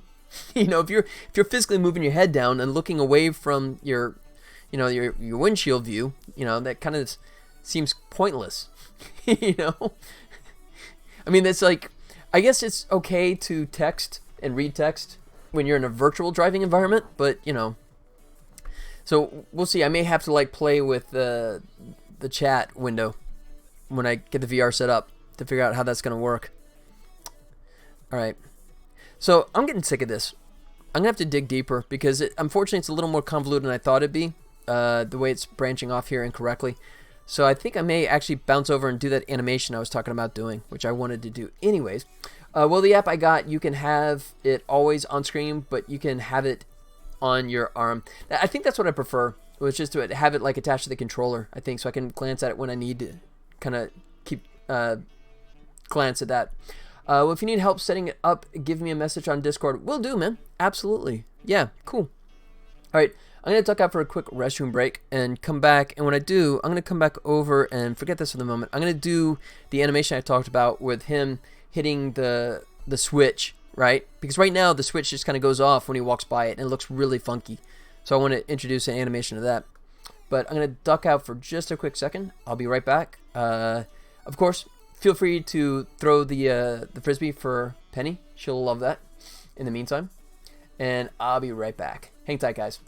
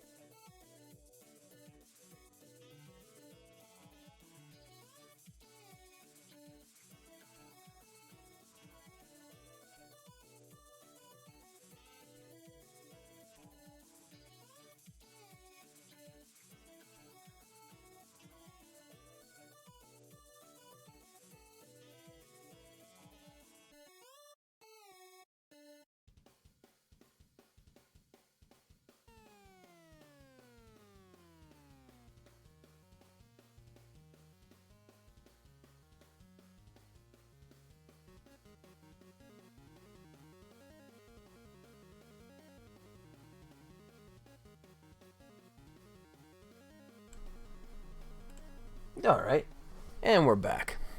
What did I miss? Aaron did fart. All right, since I'm back, here you go. I'll do a bombing run for you guys. Here we go. Everyone's going airborne here. Boom! Look at that height. Nice. All right. So I'm going to use the idle animation, and I've already renamed this conveniently enough. So what I'm going to do here is just start nuking all my animation. Oops. Let me geo layer. Let me lock down geo layer. Select all this stuff, and then purge all this crap. Delete. I try deving mechanics. I make a cool mechanic without a game in mind, and then no idea how to turn it into a game. What are you working on? Oh, sorry about that. Let's see. Okay, I won't unless you guys want me to play the trailer again for the game. Otherwise, I'll just do a quick demo of the game. Excuse me. I'm making the world's very first video game, starring Tribbles from Star Trek. If you ever saw the classic episode called the Tribble Troubles, I have the rights to use Tribbles in a video game, but just Tribbles and Glommers, which came out of the animated Star Trek series. The Glommers are created by Klingons. Whoops, that's a different take. Glommers were created by Klingons to eat Tribbles. So my license includes those two items, and that's pretty much it. I don't get anything else out of the Star Trek universe, unfortunately. But if you know anything about Tribbles, they have this really bad habit of eating all the food they find on spaceships. And that's what happened. Got a piece of fuzz floating around. That's what happened to our guy. So as a result, as punishment, they beam you into the center of a planet. And you play as the Tribble, and you're trying to climb your way out. And the planet is like has this molten core that's rising, right? So here's the main menu, right? So tell you what. I'll skip the tutorial, just go in the casual game because I've played this before. Excuse me. So this gives you a quick idea. So you start way down here, like in the center of the planet with all this molten lava rising. And you go into a canyon, and then you climb up into a jungle. And then eventually, if you get to the top, you get inadvertently beamed back onto the ship that you started on, right? With the crew is trying to figure out why you're there. Excuse me. Whoops. I broke that. I was doing some hard code stuff here. Let me fix that. Was not ready for prime time, was I? Game controller. Let's go hard code. Like so and like so. There. What theme? Theme as in, you mean like a theme of the play style? Or the theme is definitely inspired by like Spelunky, Downwell, and Super Meat Boy kind of thing, right? So it's a vertical climber. Oh, sorry. Wrong person. Aaron, that's your cue, buddy. I'm just going to shut up and play my game.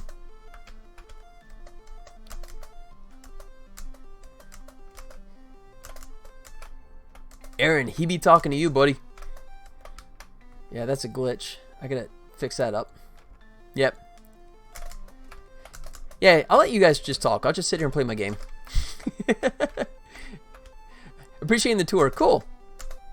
So, and then this demo, which, by the way, I'm going to have this up pretty soon. There's a couple more things I need to deal with. Obviously, the fact that the cat, I broke his AI. I need to fix that. And I need to make it so you can use the power-up. You can use a sonic attack right now that will knock out Glommers and the sandworm. But right now, it has no effect on either the apes or the red shirts. And I need to fix that. But once I get that in place, I'm actually going to release the demo version. And I tell you what I was thinking about doing was just doing the WebGL version initially, but I've kind of changed my mind. What I might do, if you guys are cool with this, what I'm going to do is basically put it as a closed beta on Steam. And you guys are invited to try it out for free. Once I'm set, basically the way it works is you just hit me up on Discord, and I will provide you with a Steam key that allow you to try it out. What do you guys think about that? Would that be cool? Let's see. Whoops. And then these are bonus rooms where you can stock up on gems. Gems come into play. That's where you buy your power-ups, like the sonic attack and the shield, like I mentioned before. Like that. And then the cans are food. They got beamed with you when you first got beamed into the planet because you were mixed in the food, and they got inadvertently beamed. Collect 5 cans of food, and you get a health back, which I have it in God mode right now, so unfortunately I'm not taking any actual damage, which is kind of bad, but I left that on by accident. And then we come up into here, so here's the end of the round. And at this point, this is where you can spend your gems and start stocking up. So here's shield, like that, and then boom, stock up on your power-up. So this is sonic attack, and then this is your shield, which will protect you. So that one you can use to knock out enemies, and this is one to like plow through traps and that kind of stuff. Did you raid Jispo a day or two ago? That would be me. That would absolutely be me. Jispo's a really cool guy. I'm trying to remember where I found you from. Yeah, that's it. And then it will. I don't know. You may have watched or might not have.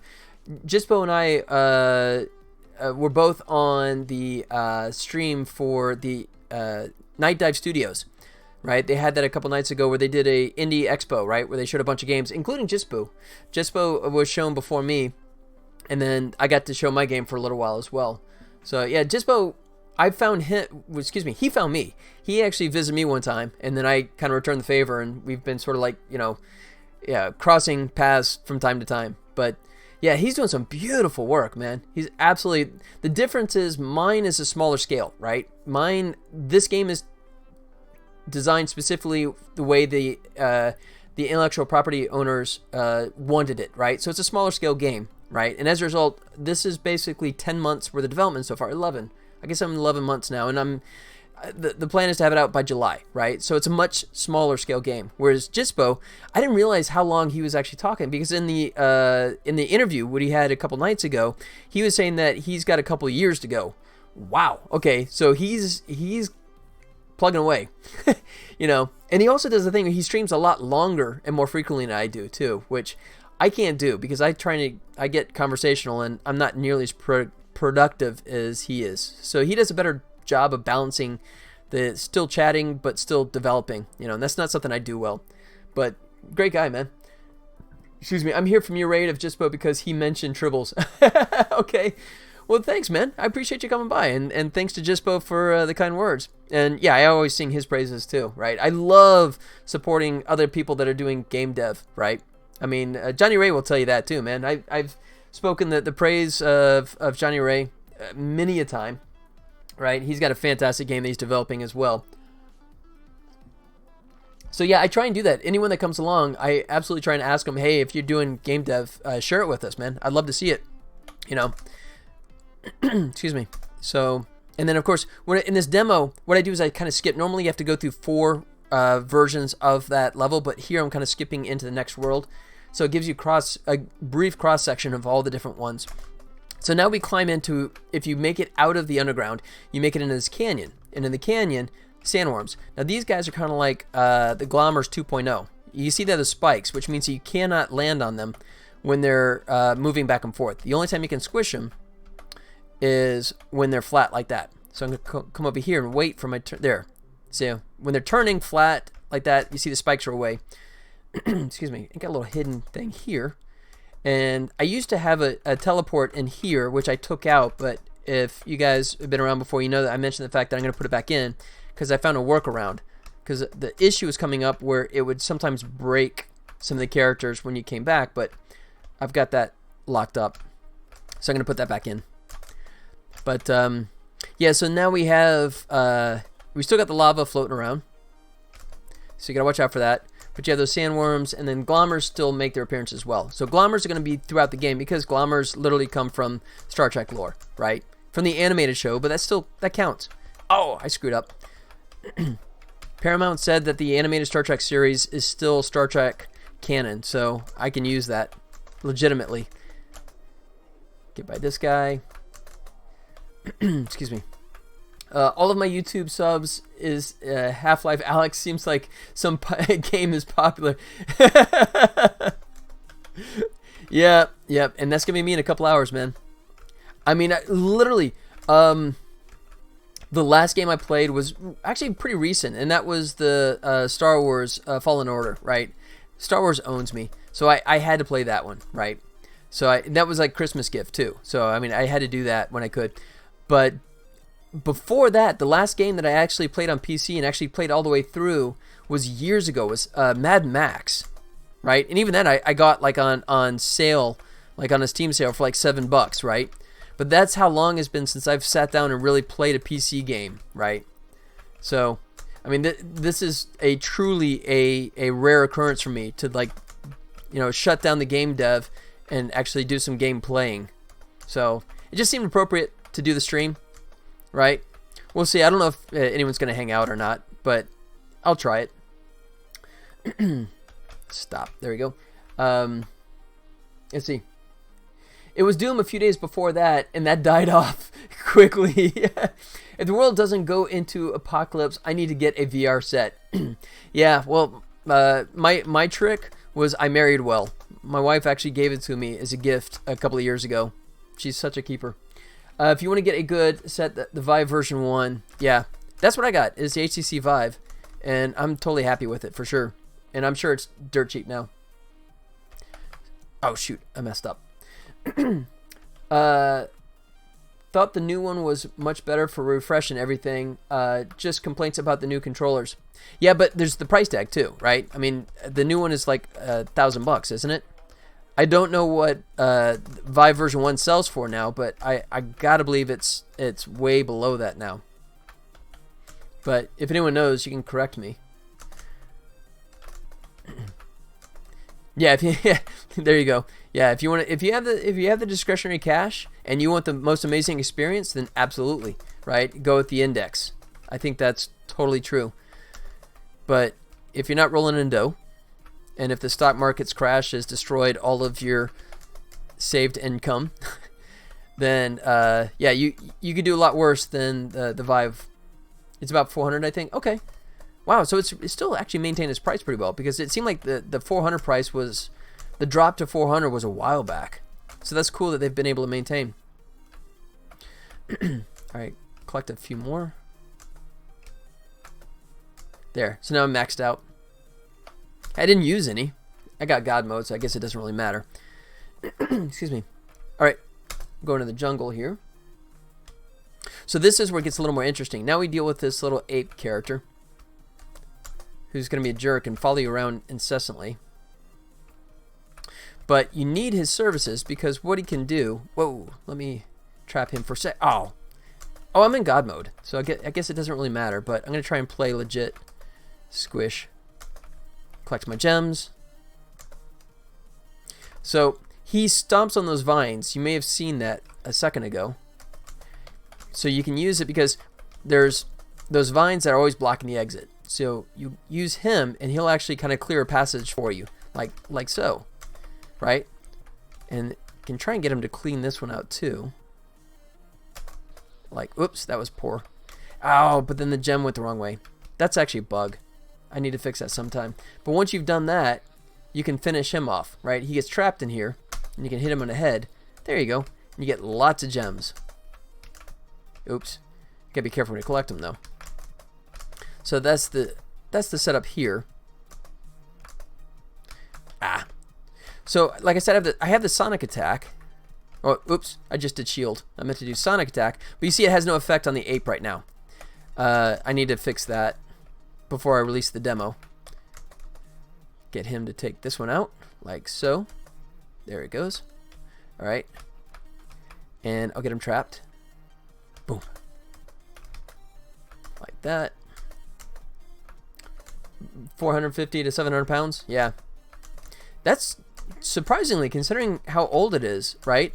And comparing it to other models, I don't know if I'd even say that's the best deal out there right now. I mean, you know, I'm not sure if I would even recommend that. The HTC Vive first gen. I'm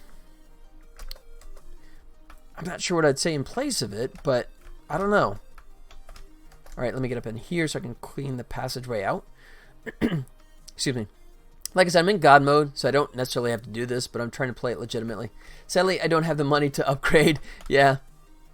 Well, I'm totally content with mine. Oh, barely made it.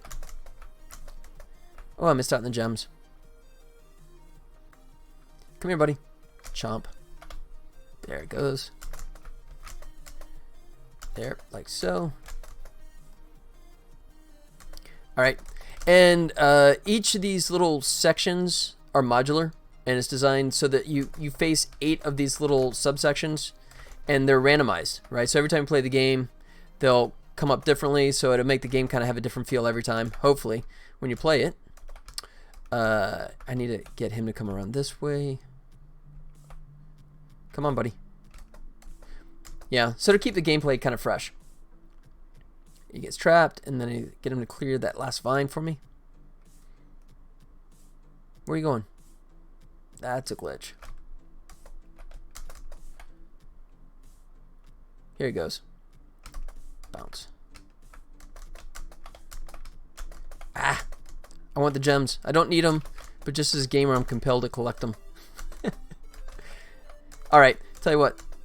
I'm just going to cheat and burn through this, since I am in God mode, so I can get into the last section, which is what I was working on, and unfortunately quirked out. So I'm cheating. This is a total cheat. Although, I guess... Whoops. Wrong button. I meant to hit my shield. So I can do that, right? There. Right. The power of gems compels you. The power of gems compels you. It's kind of apropos since Max von Sydow just passed away, right?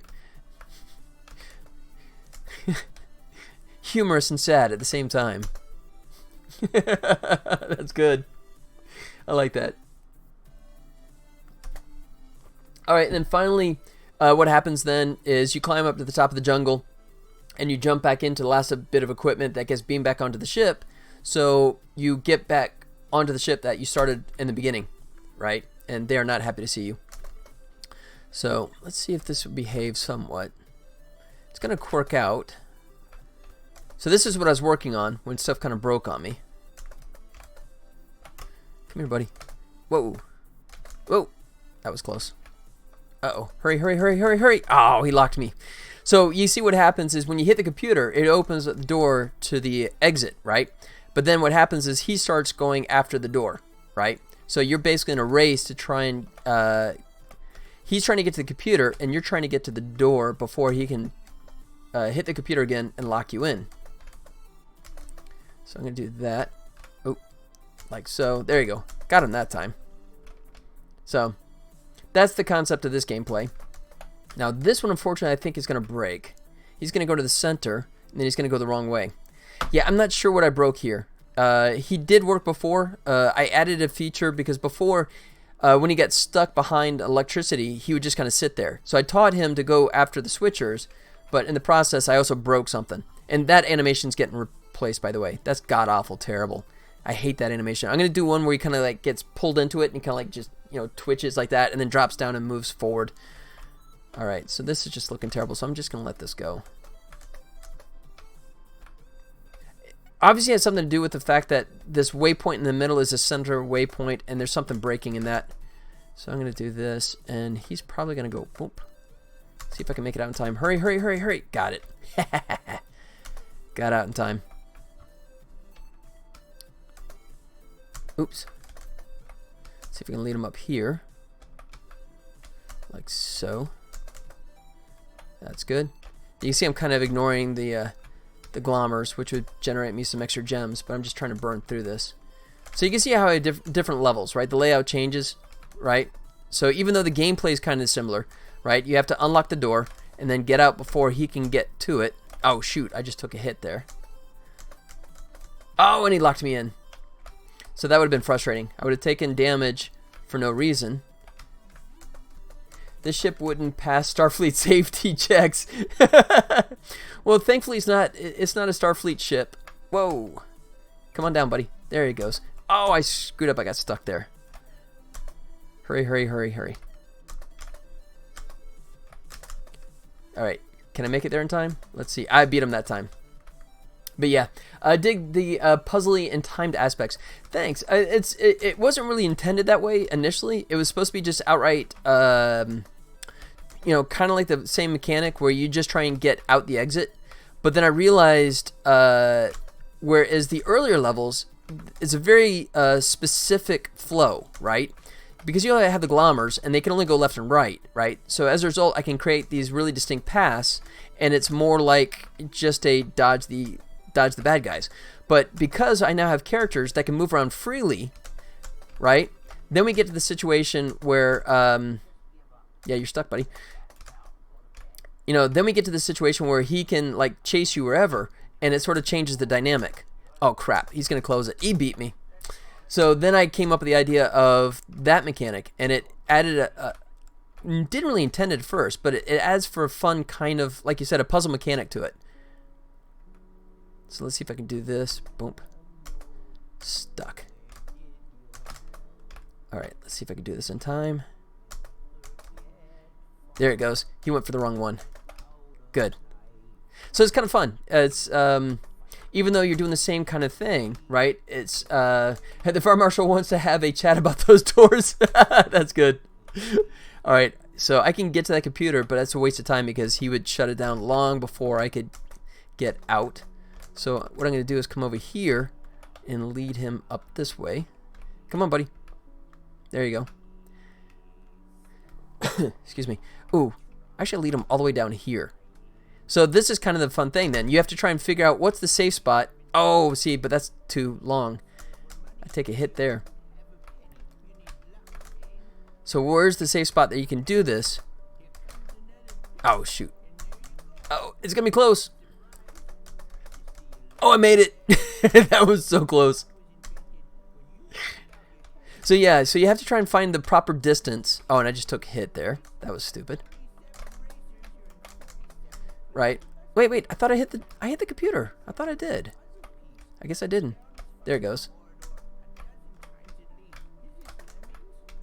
Yep. Nice try, buddy. Right. So trying to get him far enough away that it buys you enough time to actually get to the computer, unlock it, and get yourself out. Iframes during comp stops the interaction. Let's see. Iframes during the comp stops the interaction. I'm not. You have to. Oh, invulnerability frames stops the action. No. Oh yeah. Because I have it in God mode. You can see I'm taking no damage here, right? Because when I was testing the bugs, I put it in God mode and just forgot to take it out. So right now, he could just sit there and wail on me for as long as he wants, and he's going to get nothing out of it. So, you know. But yeah, at this point, normally my health would be gone, and it'd be absolutely game over, right? Unless I use the shield. See, so now you can see he's hitting me, and I'm not suffering the hits. So the shield will protect you for like, 10 seconds. Oops. I still took damage there. There he goes. There. And then I'm out. So there we go. So that is the gist of it. That is kind of the 4 environments that you push your way through. It definitely looked like you touched it, but you were flashing from damage when you touched it. Maybe that has... Oh! I see what you're saying, that I couldn't hit the computer. You're right. You're absolutely right. Yeah, I do. I turn off... It is exactly what I do. I do turn off... Well, let's see. No, that's not true, because you can still collect while you're damaged. But that is an interesting kind of notion, isn't it? Let me check that out. Yeah, I missed that. But yeah, now that I think about it, there's at least a couple occasions where I hit it, and because I even said out loud, I said, "Oh, I thought I hit the computer." Excuse me. No, it has to do with collision. So damaged. So you know what? Let's see. Do I have player? Let me bring that up. So maybe one of the things that I'm foolishly saying that if damaged, return. Let me make sure that's not the case. But thank you for pointing that out, man. I even said it out loud, but I didn't register it. So, so on trigger enter. Yeah, there it is. Oh no, that's transporting. Okay. Glommer. Space Cat. So no, it should be switch. So it's a switch. Pattern hunting machine. Nicely done. Yeah. No, the computer and the little switches are on the same layer. So let's do that. Let's go back to spaceship. Excuse me. Okay, let me go back and hard code this crap again so we can test this better. But yeah, let me see if I can find this bad boy. Hopefully this is a bug that I can squash faster than I can the stupid cat AI, the red shirt AI that I'm having issues with. You know what? I'll leave that like that. We'll just push through the whole run. Oh, wait. Oh, shoot. There was an error. Crap. There was an error. I should have looked in the error. I think I triggered an error in there somehow. So, unfortunately, I hit run before I noticed the error. So, it probably was an actual error that hit for some reason. Because if I'm like... So, for example, let's see if I... Oh. And he's going to take the scenic route because he's blocked out. Alright, shoot me. There. No, I still hit it that time.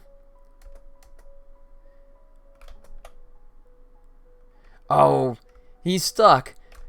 This has a waypoint issue. This is something I have to address, right? Because I have waypoints on edges, right? Here and here, right? And because it's in the middle, the waypoint search is telling it this thing is at this waypoint. And he goes, I'm already at it, so he just sits there. So that is something that I'm going to have to address. Simplest way is if I just put a waypoint in the middle, I think. I was trying to avoid that because I don't want him turning around. But I may have to. I don't need that. Okay. But he's going to be stuck. He's never going to come out because he's going to be on that thing. So that's a bug. Forever stuck. All right. So I guess what I gotta do is play through and wait for a time where I hit this and it doesn't register. But yeah, I don't think the damage was the cause. I think there was something else. Alright, I gotta lure him away so I can actually have enough time. Even in God mode, that doesn't help getting out the door. So I still have to kind of play this semi-proper. Miss me. Zapped him. Oh, shoot. Ah, who cares? I'm in God mode. Forget about it. There. Alright, so this one totally freaks out when he's stuck behind electricity wall. Oh, shoot. That's not going to do any good. I got him further over. But I got to... This is... yeah, ID clip. ID spiss pop. Is that what I need? Yeah, see, he's totally broken. He's going the wrong direction there. There you go, buddy. Now you're stuck. Oh, shoot, but you can go around, can't you? Okay, let's just see if I can race you. It's a speed race. Who's going to win? Got you, just barely. Yeah, what was the old Dark Forces one? I am lame, right? That's what I need. I need a I am lame. Love Dark Forces. I still got the demo disc around somewhere. Dark Forces on one side of the disc and a Full Throttle demo on the other side. I have like copies of that. I have like several of them. I love that thing so much.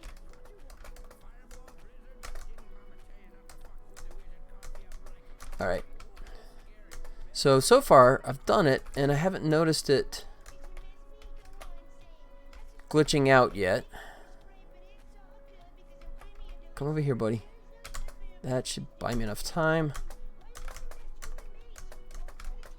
Like so. There. Alright, so still hitting it on first try. So it's going to suck if I can't replicate it. And I'm not sure. Like I said, I don't think it was the damage that caused it, because if I can hit these switches like I'm doing here, right? So if he comes up here, he shoots me. Boom, I can still hit the switch, right? And the switch is literally the same layer as the computer, so that cannot be a culprit. And I hit that one, no problem. I started with Doom 2, and I know all of Spiss popped. Yeah. Yep. Good old days, man. Love those games. Oh, he's nice and stuck. Look at that. Oops. Oh, did I? Okay, wait. I thought I hit the computer. I did. There it is. Okay, I got my error.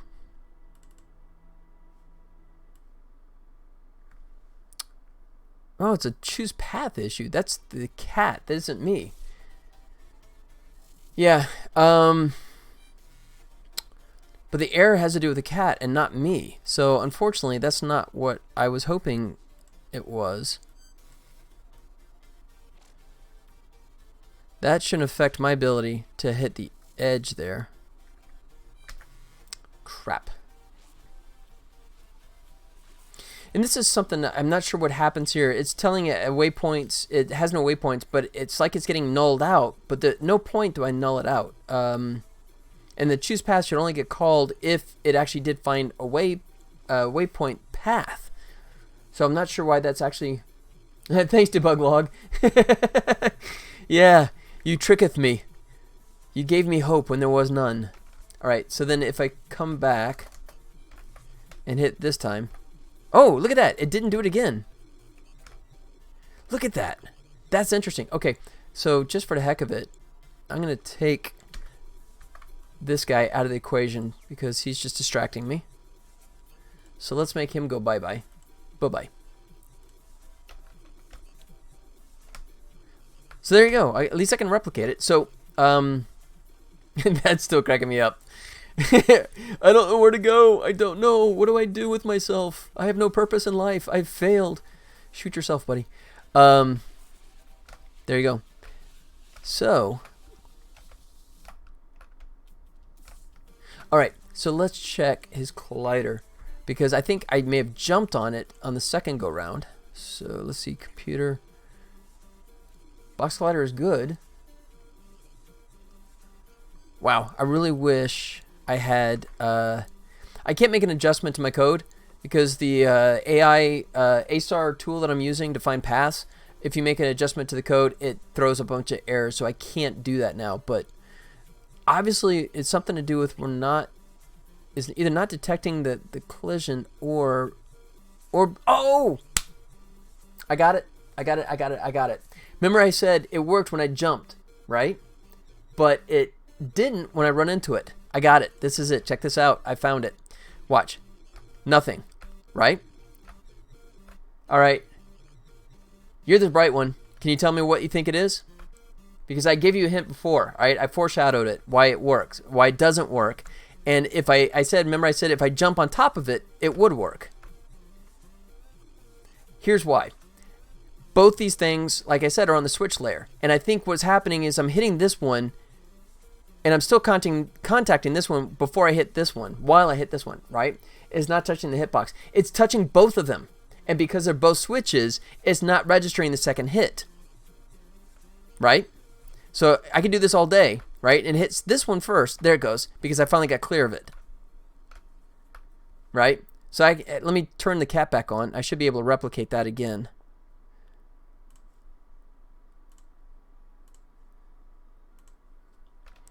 So, the separate objects. So the separate objects should still get the trigger entry. It should, but I guess I'm doing something in my code there. So let's see. So if we do this, yeah, see, I can replicate this till the cows come home. But if I come up, boom, and I hit it, I'm separating it. So, so it's something to do, which it does seem strange. Because it should be called separately.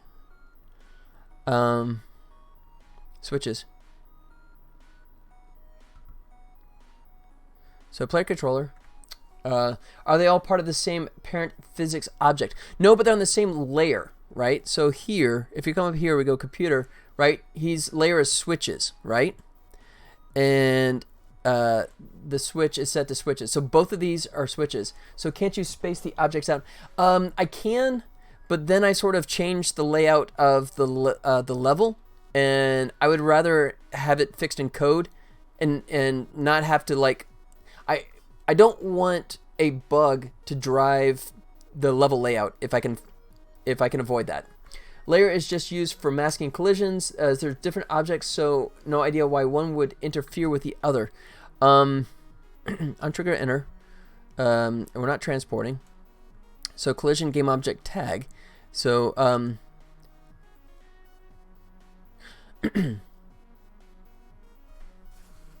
so it's right here. So if not switch is active, because it's switch active flag. Right. So it's picking up on the first one. This guy knows this stuff. You're talking about him and not me, I assume, right? So I think the simplest thing to do is sacrifice the layers and break this out. Instead of making it a switch, just make it a computer, right? If I do that, then I'm guaranteed to be hitting the right thing, right? So I can do that real quick. So this is 7LR. So I'm going to hard code this. Be easy enough to track it down that way. Right here, spaceship. And we say this is 7LR. Good. So I have to change this both for me and for the space cat. But what I'll do... oh shoot, I'm going to go through all the layers because I was using my own level editor. And this is a quirky thing about Unity. I didn't know this. So I have my own level editor. Give a little context what I'm talking about here. So I'm using this to actually build my levels, right? So I can do any one of my environments, right? And I can lay it out and get it set up correctly. And then when I'm happy with it, then all I have to do is grab it and make a prefab and drag it over here, right? But this is where things get quirky. So if I go ahead and like drop in an alien cat in here, throw him in there, right? And, you know, that's good enough, right? Now, if I drag this over, here's what happens. And right now, in the level editor, if I say cat, red shirt, actually he's already taken away from a, I lost his prefab because I instanced him in, but he's already dropped his prefab status, right? So that the problem there is the fact that if I change anything with that, but it's going to be code actually, so I guess it's fine. It's not the character, it's code. So my fix will work fine. But what it's just pointing out is the fact that I lose prefab with this, right? So as a result, any changes I make to the overall prefab doesn't bleed down, and I have to go into each levels and make the update. I'm not sure why. Or I have to go in manually and delete him out of this and replace him with the proper prefab if I want any changes to cascade into them. Anyways, I digress. What case is the switch active flag blocking? Entry shouldn't trigger retrigger for the same object while touching. It's it just, what that is if it's already like flipped, right? So that's prevents you from like turning the computer back off and closing the door on yourself. So that's the key thing there.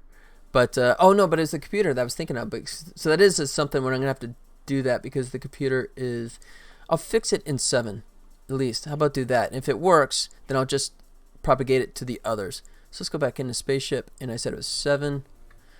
And all I'm going to do is grab this bad boy, come up into computers, and I'm going to make a new layer. I was using Corgi's 2D platformer tool, which for the most part I've actually yanked most of the code. I still use it for the player, but that's the only character. And the first thing it does is basically just completely hoover up all of your slots, which kind of is a pain. I mean, you can see they're all like gone now. So I have to like carefully go in here and figure out which one I can do, but when I change it, it usually breaks something. So I'm going to take friendlies and I'm going to change that to computer. And it's probably going to complain now. Whoops. That friendlies is no longer part of this. But we'll try it. We'll see if we can do it without it screaming. So now we make him computer. Yes, what the hell? We do it across the board. All right, so now yeah.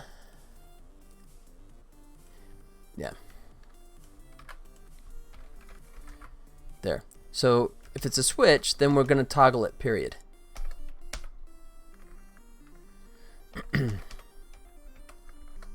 Like that. And then it's bitching because it wants this change computer. If switch is active, then if the switch is active, then do it, right? So that in theory should get us there. 7 computer. All right. So let's test that. Oops, let me go back out. Nope. Let's go spaceship. I didn't change anything in the editor, so we'll leave that alone. All right.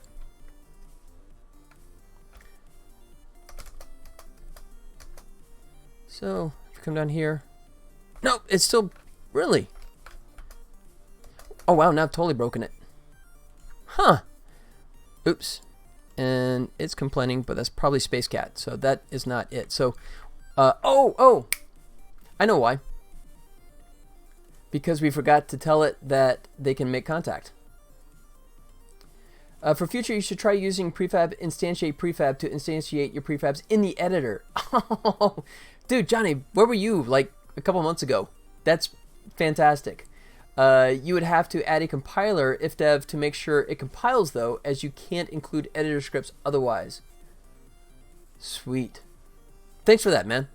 I don't know if I want to like change horses at this point, but that's good to know in the future for sure. I'll definitely now remake all your levels. Yeah, like I haven't broken stuff enough already. This is embarrassing. But what I need to do is make set it for both. So computer, and I need to find player. And of course he's not there. He's on the other side, I guess. So where's computer? Up here. It's always, I wish they would organize it better. It's always a pain in the try and find anything here. So computer, platform edge, lava, collectibles. So I need player and enemy, not player shadow. Why do I have player shadow as a layer? I'm not sure why I did that. Okay, so there has to be a computer up here somewhere. 9th in. 1, 2, 3, 4, 5, 6, 7, 8. Hey, check you out. Dude, you have eyes in the back of your head. That's impressive. All right.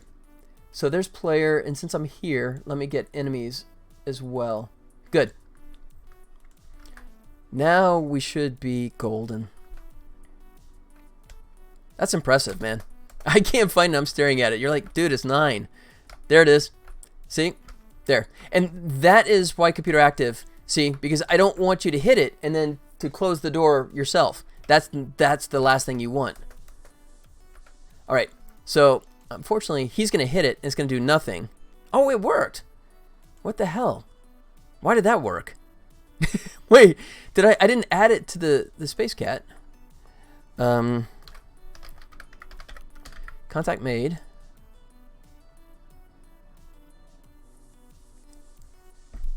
Huh. Oh, because it's working off the name. Oh, okay. That's fine. So for my player, I don't know why I did it that way. I have no idea what I did that way.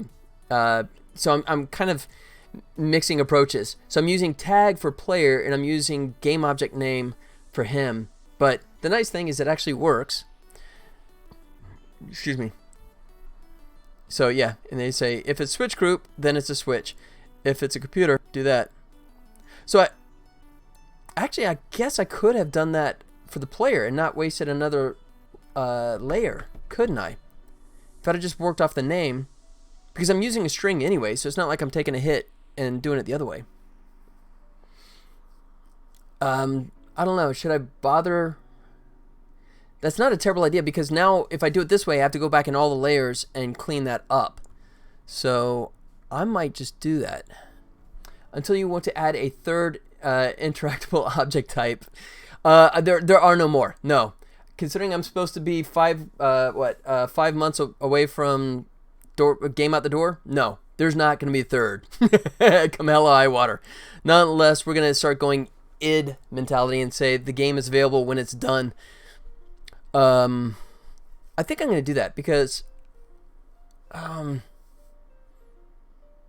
I only have a couple layers, levels built for spaceship. It might be better just to go ahead and change that on those guys. So, you know what? I am going to leave this like this, and I am going to change all the other levels in the spaceship.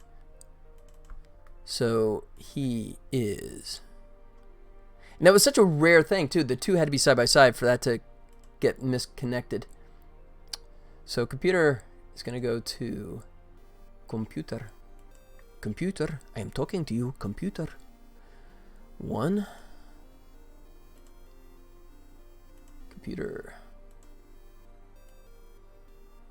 23. Alright, just go down the line, and I'll do it with the prefab as well. I'm still lost why the adjacency is an issue. I think because it was feeding off I don't know. I thought it was because it was feeding off the wrong one. Because it was hitting the other one, but because it was hitting the computer, but it's still attached at the same time to the switch. So it was pulling information from the switch instead of the computer. Or it was sending it, because it was attached to both of them. When I said send message, it was sending it to the wrong contact. Because we had multiple contacts at the same time. Right, it doesn't have its own physics component. Right, which wasn't an issue, right? Up until that one quirk thing. And did I mention I'm not a programmer? As beautifully demonstrated right here. Not my thing. So did I do the right best approach? Oh, hell no. Did it work? Yeah, up until that point it was working okay. I mean, that really was sort of an obscure kind of quirk. But simplest thing is 23, just switch all these guys out, because I need to make more layers, or excuse me, I need to make more levels for these guys. But since I only have 8 right now, it's faster to just go this route and switch them all out. And then make sure I do the prefab as well. I cannot forget to do that. Otherwise, I'm going to be doing this for the rest of eternity. Every time I make a new level. Computer. This is 6. 2 more. Right here. And this is one I just fixed. So he's good. And then finally 8. Also side by side. So it's probably a good thing I'm doing this. Computer. Done. And then finally, let's go back to prefabs. Spaceship. Computer. He is now a computer. Yes. And now we're golden. Good. That fixes that.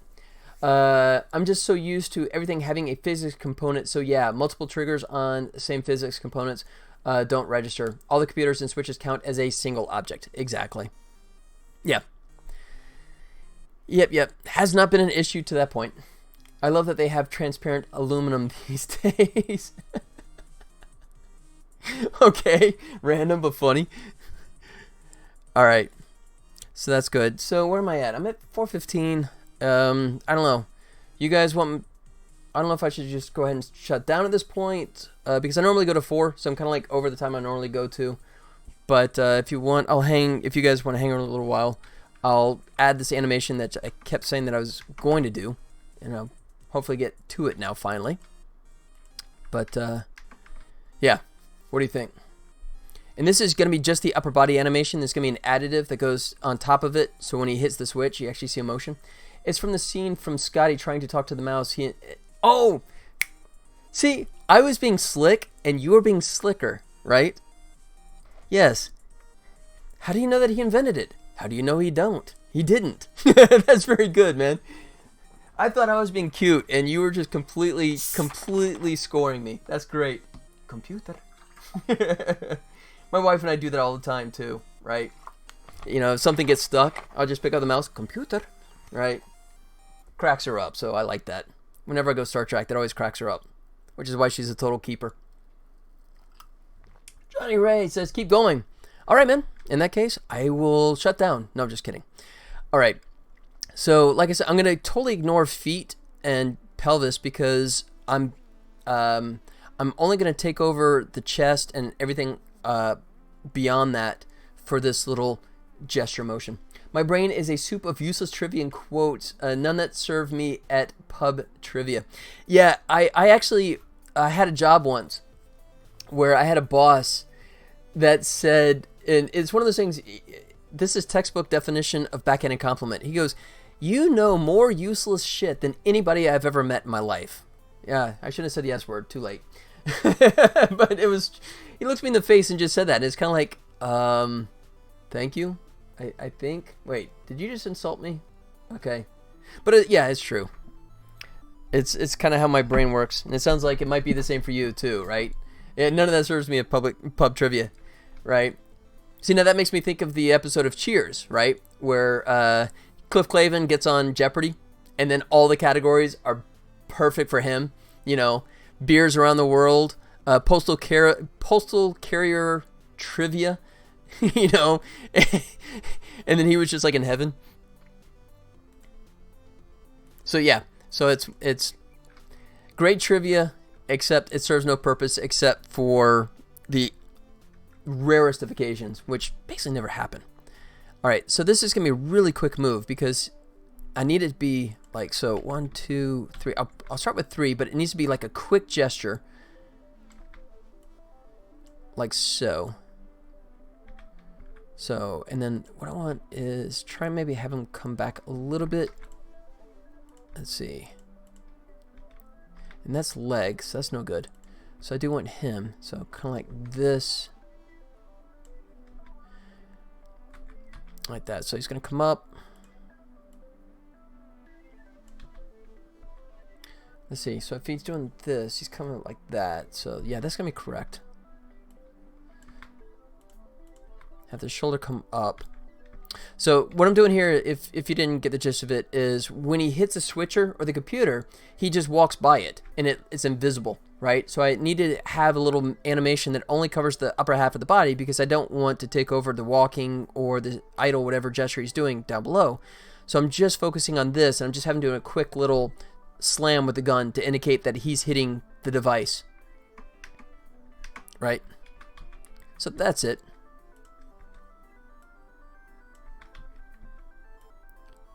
Maybe tuck the head down a little bit. Whoa! Not rotate. Tuck. Like so. And is that his shoulder? Yeah. Let that come up. Whoa, not too much, otherwise it flips, which is definitely not what we want. So, and I'm just doing like on the 3s, and the cool thing about animation is that, at least 3D animation, is that you can like adjust the keyframes afterwards. So I don't have to be perfect, I just have to be close, and then I can slide the keys afterwards. So I'm less worried about if the timing is good and more about do I like the motion. So that's what I'm focusing on currently. Like that. And then here I think I want him to kind of like throw his arm out. I really wish I had some way of like rotating that elbow. Yeah, that's just too broken. And that's going to be too much of a back and forth swing, so like that.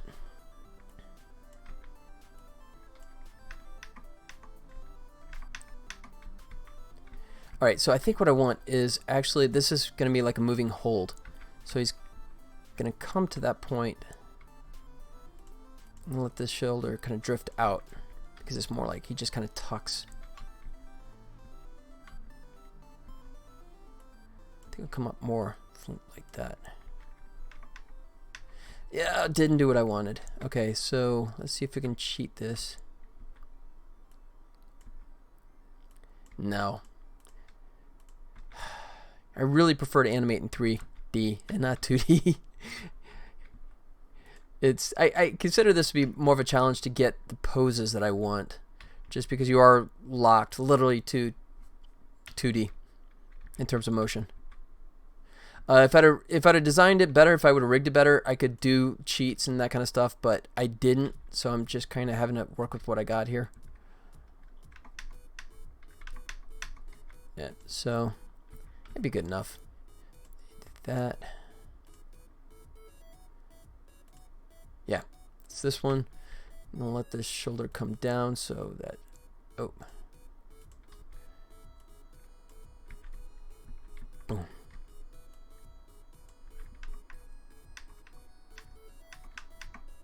Yeah, boom. It just hits.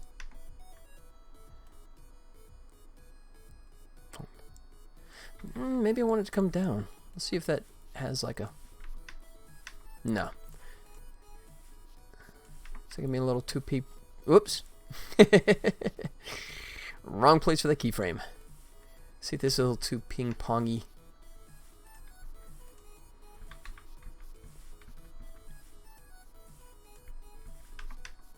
Yeah, there it is. That's what I want. Boom. Just a quick gesture. And then I have a couple more frames.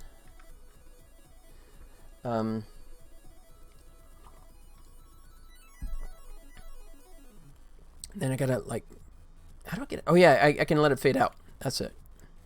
So from here, And then I'm going to have a couple extra frames, but at this point I'm going to add an animation event to say, okay, we just did the gesture, and start fading out the override. We'll say over 6 frames. So in this case, I'm going to save. I haven't saved lately. Don't want to lose my work. There it goes. Got my keyframe in there. So boom, boom. And then so now I'm going to let the chest kind of rotate back downward, like it was in the beginning. Oh, you know what? Boom. I can kind of push this a bit more too. There it is. Boom.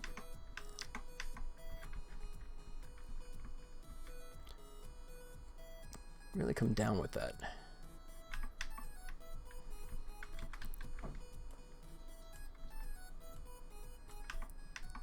Ooh. Okay. A little too much. Boom. Coming up there. Like that.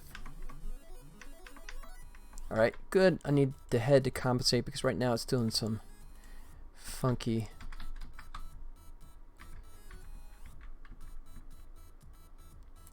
Come up and then come back down. And then down. There it is. Okay, so the body's good. Right now the hand hits a wall and stops. So the idea is that he's just like smacks it, bounce off of it, and his hand kind of bounces like that, and then starts to come down. And then we're going to dissolve back into whatever the animation was before, probably a walk cycle. Alright, and that's hyperextended. Pull that a little bit back.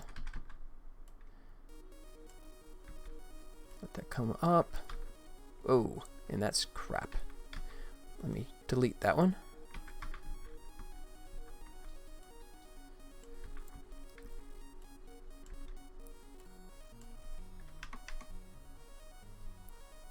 Alright, I want that to go down here. Probably not that much, but maybe. Let's see. Yeah, shoulder's not quite where I want it yet.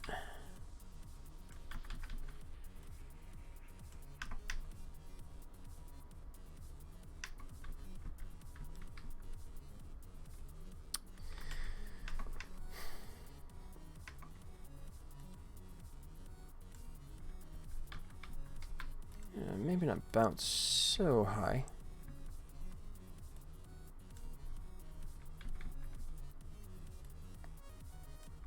And then when the shoulder come back up at this point, because it's kind of making that arm look really broken there.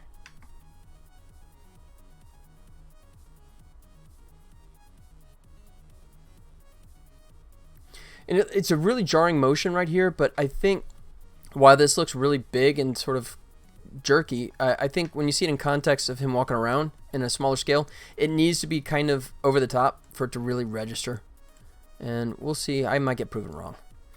But I think we can also let the belt kind of go with it, just to add a little more flair. I'm going to hide the controls here for a second, so I can see where I'm positioning it better. Alright. Bring it back on so I can match my keys so I don't get stuff out of line.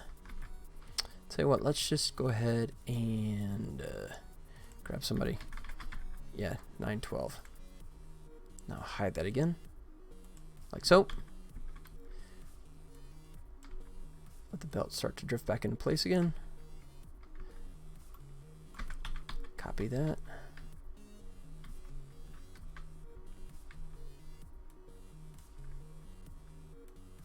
Like so. Ah, that's bad. Needs to come down there. Comes up and then the belt comes down. Come on, man, pay attention.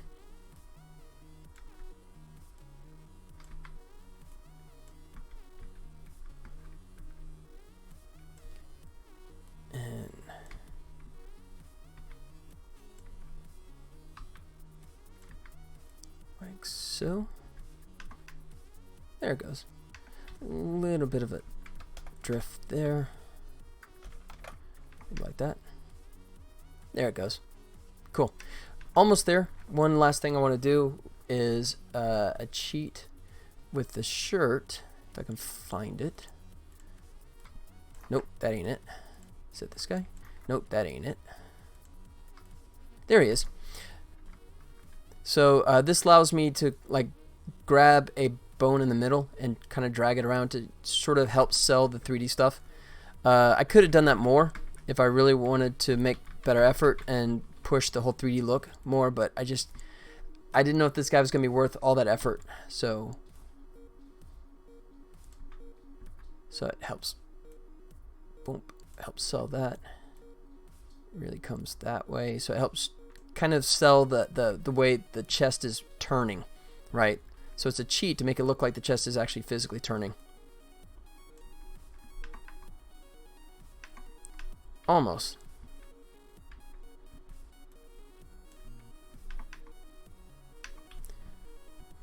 It's a little too much. Need to be more of a curve.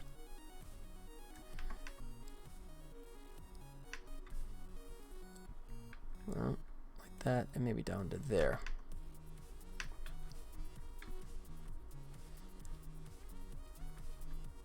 Maybe not back quite so fast there. There it goes. So, and it looks weird because it hits this wall and just kind of stops, but at this point we should be fading out. Beginning at 6, and then over 6 frames, it's going to dissolve out and go back to its original animation. So, it's a very bizarre looking thing because, I mean, his lower half of his body is doing absolutely nothing.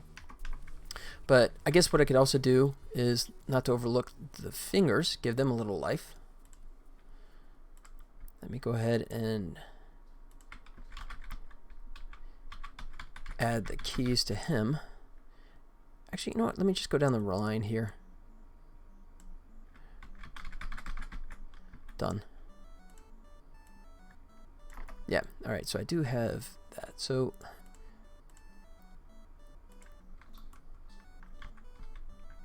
I thought I turned that off. So I'm going to tuck them in. Yeah, I guess I'll let them stay active here for a second. The controls, that is. And then if I want to try and sell the hand getting smaller, one trick I've figured out works pretty well with this one is if I kind of draw the fingers up. That kind of helps sort of imply a foreshortened kind of look. The thumb, there's not much I could do aside from I could try and rotate, but you can see the pivot is way off. So that's just gonna be a nightmare. In hindsight, I wish I would have rigged this one better, but rigging is not my specialty by any stretch of the imagination. Let me go ahead and get keys on him as well. Oh, I thought I did. What the hell, guys? Yeah, there we go. Alright, so then now, once the hand dips down like that, then the fingers naturally would fan outward. Like so. And at this point, we can extend them back out. Well, 2 of them. Let me see if I can select the 3rd one. Yeah. Like that. And these guys, see if I can rotate them outward a little bit. Him as well.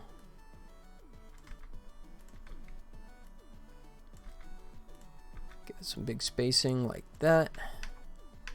Yeah.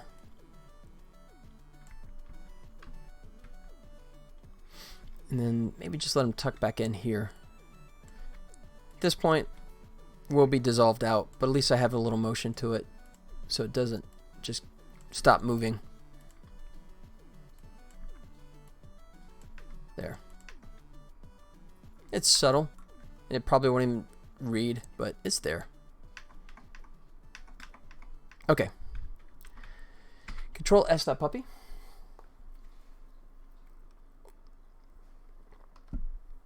Let's go File.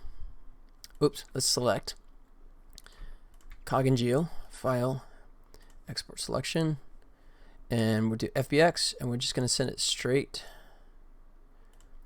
to our project. Assets, and this be under animations.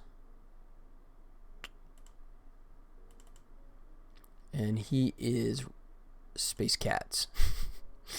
You can tell the game evolved over time, right? Where the naming is sort of like all over the place. Space Cat. Coming to a screen near you. Space Cats. All right.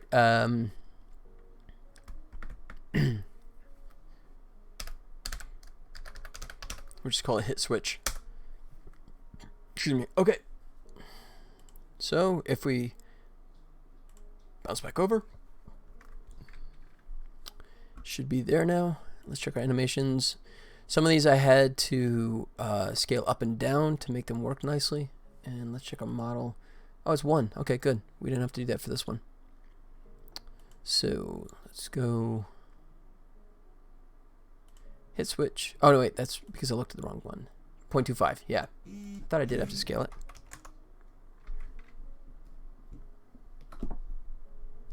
All right. So apply. And then we're going to go ahead and rip this out. Oh, let's rename it first. Animation. Call that hit switch. Apply. And then Control D because we want to add that animation event to it. Ricky Dimmy-Doo. Do you think Python is a good start for learning coding? It depends on where you want to go, right? In terms of like game engines, I think there are some game engines that do rely on Python, but you'd have to look to find out, or unless you're just trying to do it from scratch. If you're doing from scratch, then I mean, there's probably other voices here that could tell you otherwise. But I think it's sort of like whatever works best with you, for you, and whatever kind of tools you can find, libraries you can find to expand the Python to do the game stuff that you want to do. Assuming that is gaming that you're working towards, right? If it's just programming, then yeah, I think Python is fine for general knowledge. But if you're gaming centric, then if you're looking at Unity, then you better focus on C#. If you're looking at Unreal, C++. So I think it kind of other guys out there, you can chime in and offer your thoughts as well. But so it totally depends on where you're heading with that, I think. That makes sense. All right, so I need to add an animation event, but before I do that, let me go ahead and add a function in here so I can make use of it. So we'll say public void hit switch done like that, and then that'll allow us to fade it out, right? Hit switch. Okay. Now we go to animation, and yeah, we should be able to add that. What did I say it was? 9, right? Let me go back.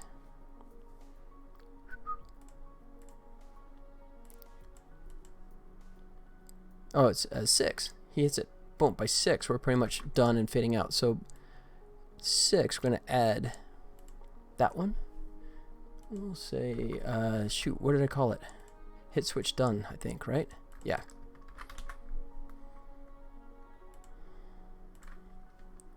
Like so.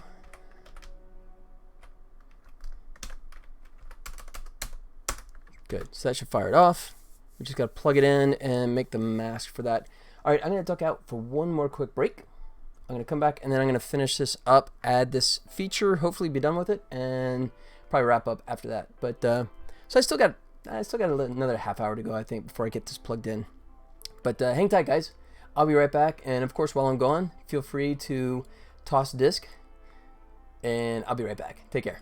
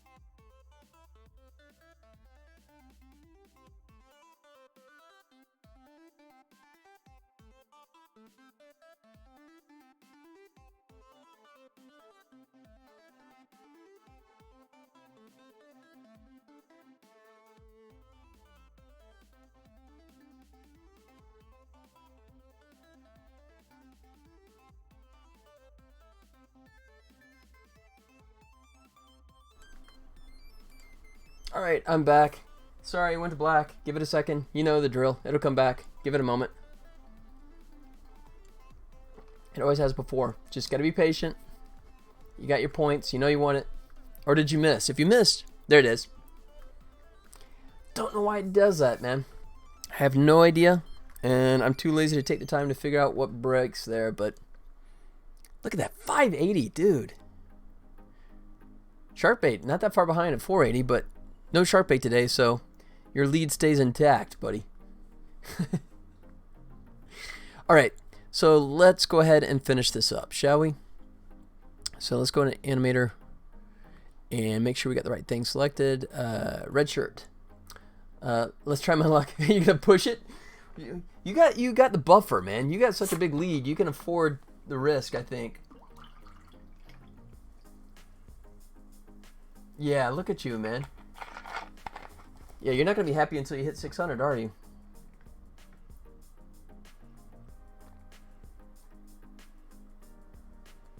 Okay. So, what we need to do now is create a mask. I can remember how to do this. I haven't done this in a while. Avatar mask. Humanoid. We'll call this... Uh-oh. That was it, man. You were not going to cross that 600 threshold. Upper body. There. So then we just turn off all this crap. Oh well, next time. There you go. Oh, Wednesday. There you go. I'll take the risk here. By the way, she's outside the door too. You know, she's waiting for the real thing. Since I'm going longer than usual, and she has a strange ability to tell time, she knows, so she's not happy. There we go. 340. Where am I at? Solid third place. I'll take the bronze. That's cool. So, but yeah, once I finish up here, I'll open the door. Because I know you guys don't even come here to watch me. I know you're just hanging out, biding time until I let Penny in so she can eat my face in front of you guys. So we'll get that going in just a second. So let's go ahead and add a layer. We'll call it upper body.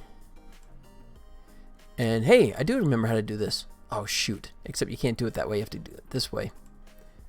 There he is. Cool. And then here's the weight. I just kind of let it dive in and dive out. So I wonder if I should fade into that a little bit. Let's see. That's actually not a terrible idea because right now let's see. No, I guess if I fade in by 3 frames, I should be okay because I'm starting at neutral anyways. So that is 3. Yes. 1, 2, 3. Okay. So I got to fade in over 3 frames. Always. Always. Yeah, I know. I know my place in the pecking order. All right. So then hit switch. Drop that in there. Right, and it's not looping. No, it is not. And then we need to fade that in. So let's go contact made. Switches. And let's see, either one. Okay, so no, it's yeah, only if we hit flip switch. And I think I'm gonna just do a separate function for this, because there's gonna be a chunk of code to accommodate this. So we'll say call hit switch, because I can. Alright. So we'll say my anim. Oh, I can. Actually, I guess I could just crossfade it in. Oh, no. Crossfade. No, that's not going to help because I need the weight. Shoot. I got to set layer weight for 1. Start at 0. And then my anim play. What do I say? It's hit switch.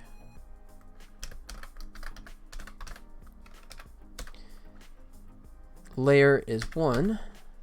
Normalized time is 0. So it starts at 0. Good. Alright, but we're weight 0. So then we need to do a do tween to fade that in, which I don't think I have one built in for that by default.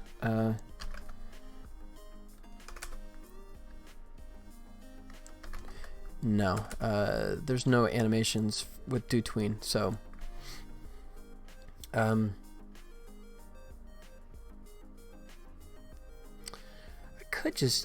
could do it as a loop, I guess. I could do it either do tween, because I mean it's literally 3 frames.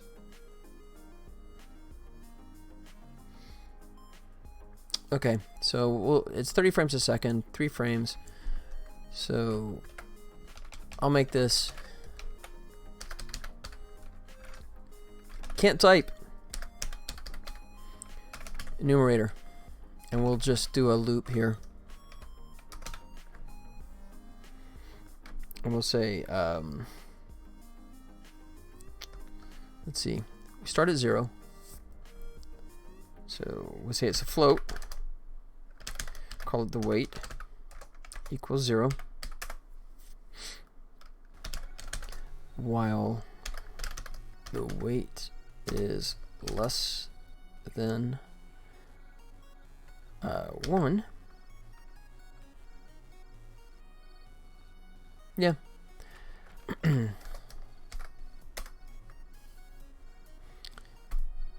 then we'll say. So the real coders out there kind of tell me a better way, I'm sure, to approach this, but it might be a bit hacky, but this should work.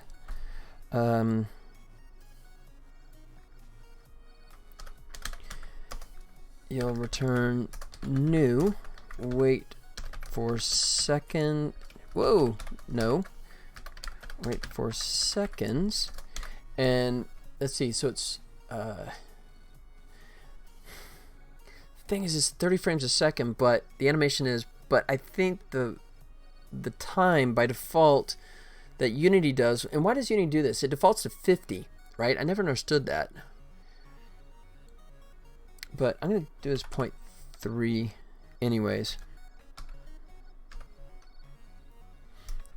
And then we'll just say the weight plus equals 0.33f, because we want this over 3 frames in theory. And then just to make sure, we'll say when it's actually done, we'll just make sure this is 1. 1, like so. And then we need to fade it back out. So we're going to do the opposite.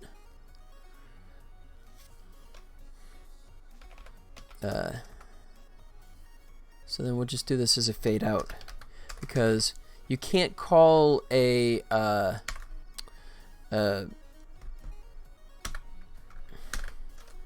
shoot.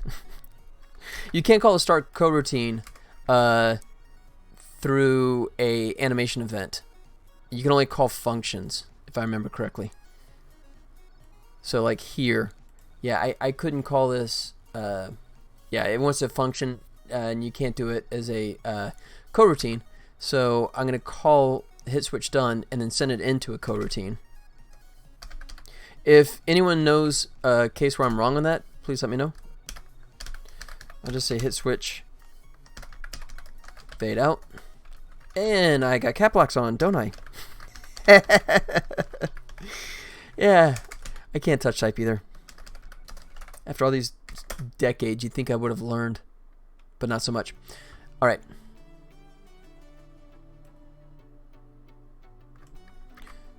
And so in this case, we're not going to play because it's already playing, but we are going to set to 1. John Ray's pushing his luck. He can't take it. He's too impatient waiting for the real penny, so. Oh no! Oh, that's 2 in a row, buddy. Not good. That second place is getting closer now. Look at that. Okay, I'm done. That is such a Vegas thing too. You know what? That's it. All right, I'm out. Okay, no, I'm gonna win back. Hold on. And then of course we just do minus, and that sets weight. And then finally, we'll make sure that we set weight back to 0, so we know he's totally done. And that should be all we need. All right. So what are the odds that this works first time right off the bat? About 20/80.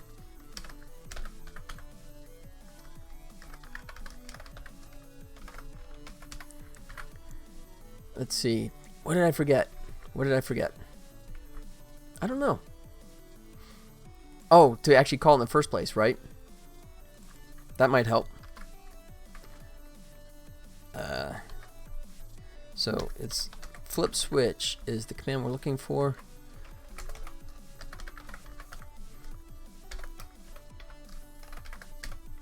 I knew I forgot something.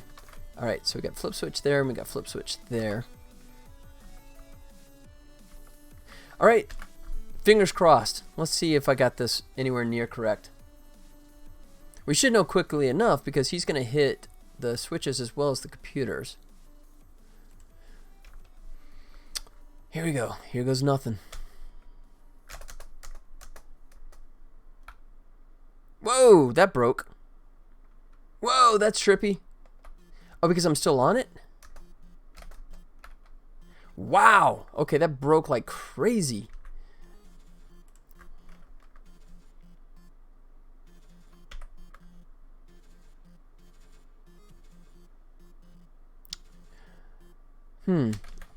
Maybe, okay. Let me take that up for a second. Let me backtrack here for a second. Let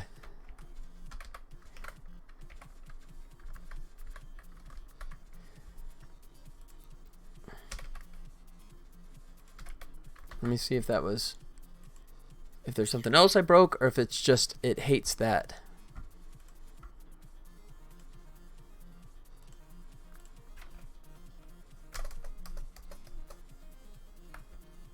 Oh no, it's me landing on it now.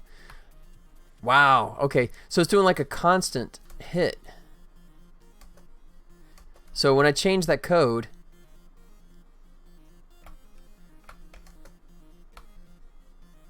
look at that. That's cool. I mean, it sucks, it's broken, but it's a cool effect. I mean, if I'm going to break it, at least I'm going to break it in a way that makes it look cool. So it should be only on trigger enter, so I don't know why.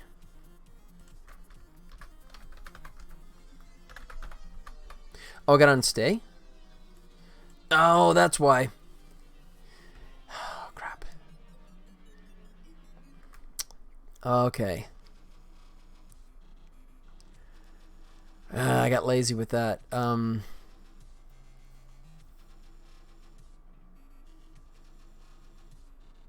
All right, so then I guess what I can do is be selective on the on that and only make it for the other ones. So let's go on trigger enter.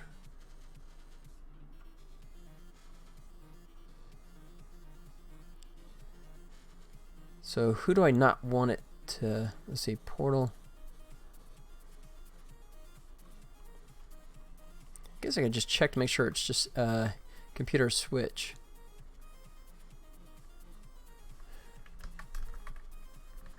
Okay.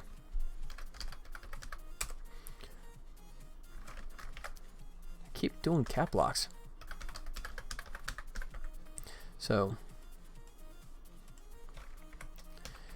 if status or collision tag is a switch. Oops. And that's probably capital, isn't it?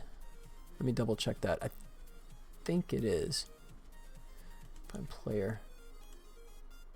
Switches and computers singular.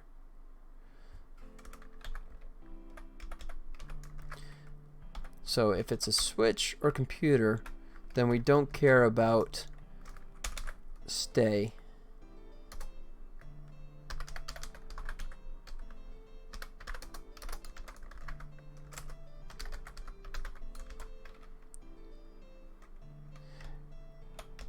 Might want 2 of those. Now he's happy. Alright, so that should negate my ability to just make it spaz endlessly. Let's double check that. Yeah. That was a simple fix. Yeah.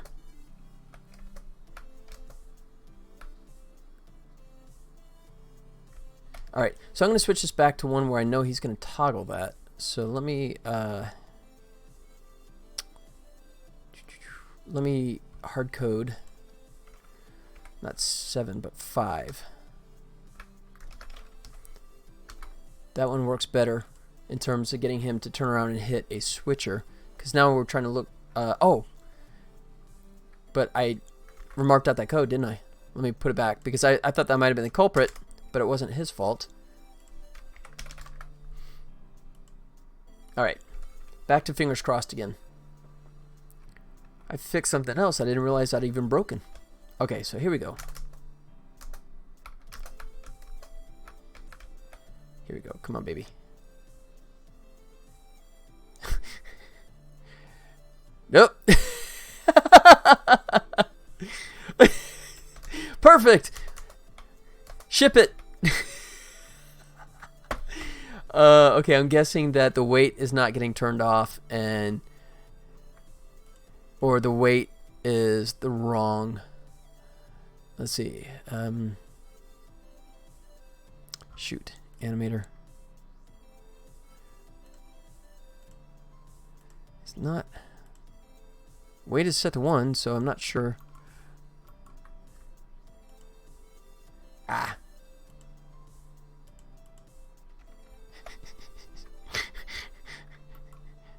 Look at that. Be mesmerized by that stunning animation. Oh! Alright, so it kind of worked there for a second. I saw the animation, actually him doing the gesture, but obviously it's too fast, too abrupt, where it's dialed in and dialed out. So I may have to cheat the animation longer.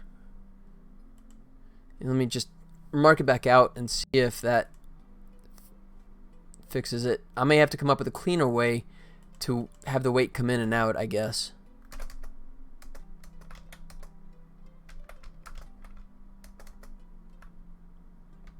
Goes up to that one. Oh yeah. Yeah. Come on over, buddy. What are you going up there for?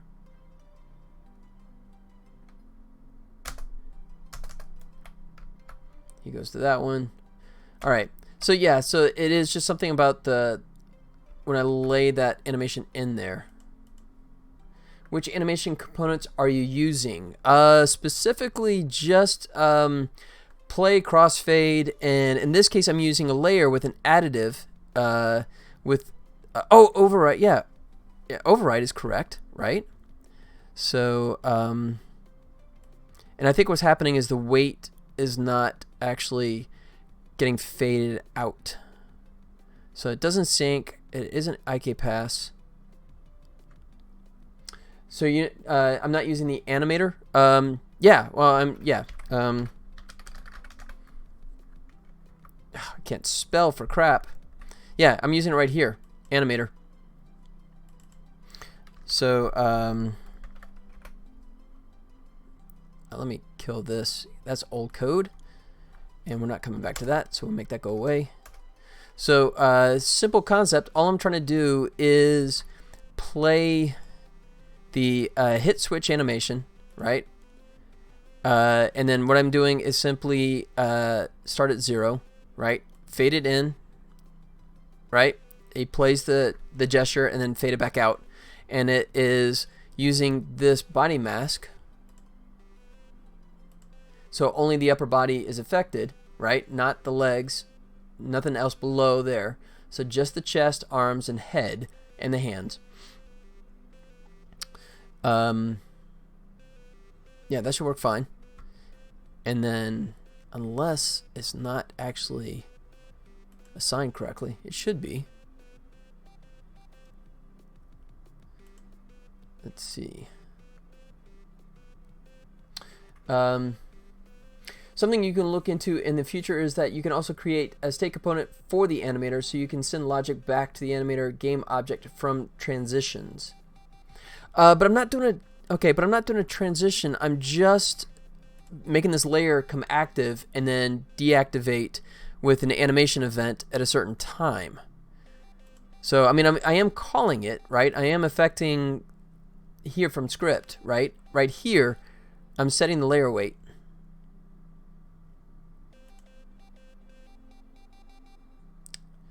So, I mean, what I could do is just kind of like, okay, as a test, it'll be jerky, but at least it should play out.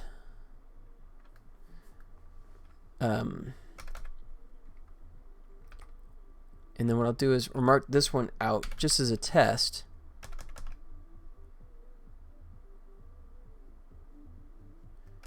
So he's completely done there. And then what I'll do is I'll take the animation event and push that further lower, later rather. So hit switch, put it way down here, like so. All right, and then fade him out. And then what I'll do is just, it'll be ugly, it's gonna pop, but at least I'll know that it's behaving correctly. And just remark all this crap out for the time being, like so. Yeah, now you see what I'm doing? Okay, cool. And I'll just do a temporary so it won't freak out.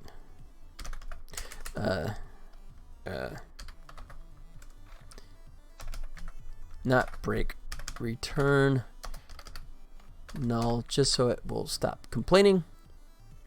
There. So now it should play the animation, popping into it, not fading into it, and then pop out. So I can at least make sure that it's behaving in that sense. And just figure out a cleaner way to do the weight transition on and off.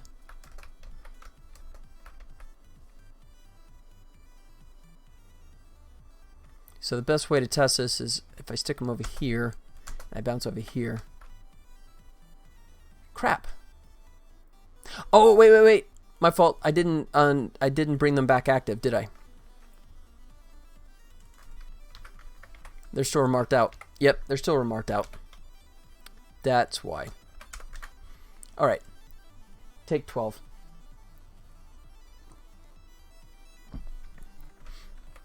And here we go. Actually do it right here. Make that go.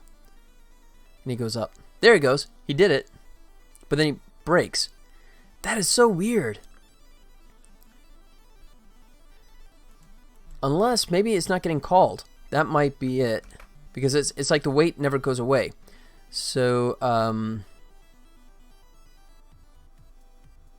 his switch done.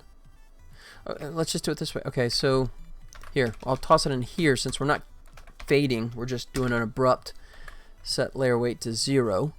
So that should disable that. Let's see if that does it. Otherwise, it's not getting called. We're getting closer, though. He did the gesture. Granny did it too soon.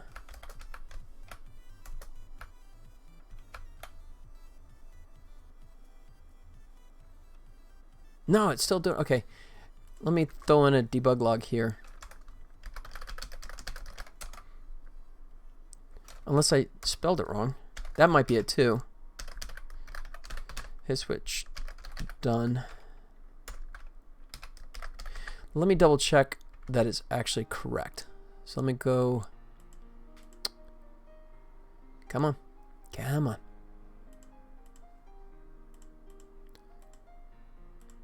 Hit switch. Got it. Yeah.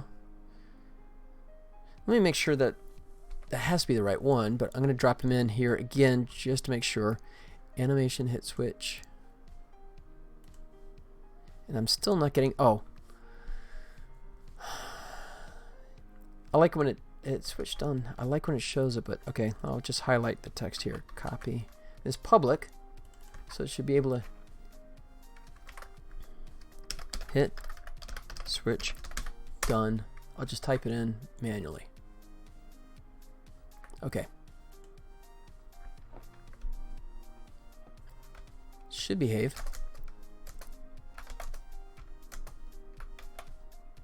And he goes back up, even though he shouldn't. Hit switch done. So it did it.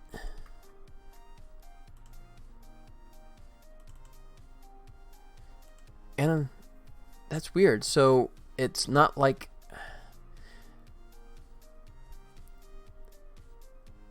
I don't know why because it's override, but the mask should be leaving the legs alone, and then the other animation should play anyways. All right. Well, I thought it was gonna be simple. Sometimes it works perfectly, or it's a pain in the ass, and this time it is the latter.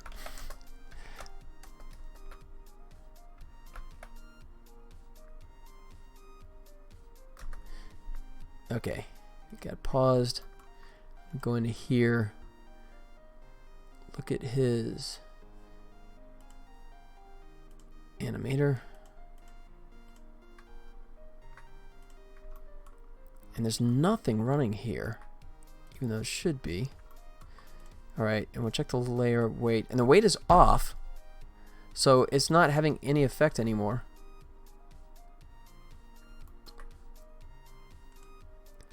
That's weird. I have no idea. I mean, worst case is I could have it where he stops for a second and hits it and then goes back to walking, right? I mean, if it's going to be that much of a pain in the butt, and just have him return, you know, rather than have an override, but it's still bugging me why the override is stopping his body animation. I mean, I don't know if it's... I don't know. That makes no sense. He has an avatar mask, and he's override. Okay, it's override, but I have to do additive. I'm going to just experiment with additive. It's going to freak out rather than being override, but at least I could find if that's the culprit. Because at this point, I'm not sure why it's misbehaving. He's going to back up. Does the move. Wait a second. That was actually pretty. Why? That was bizarre. Okay. The additive actually worked perfectly.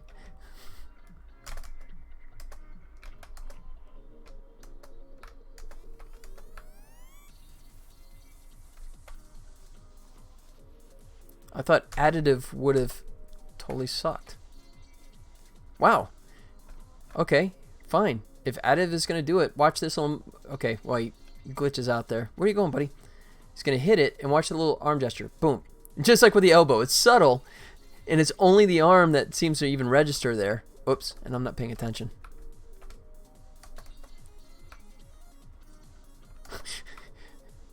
Yeah, I still don't like that.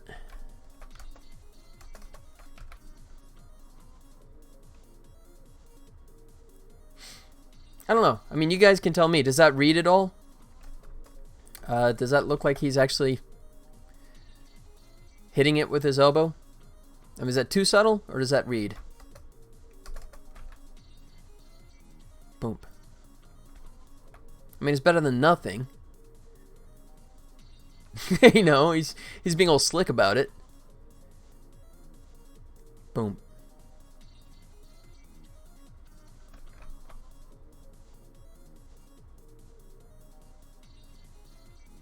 Yeah, but that override, I still need that to fade out.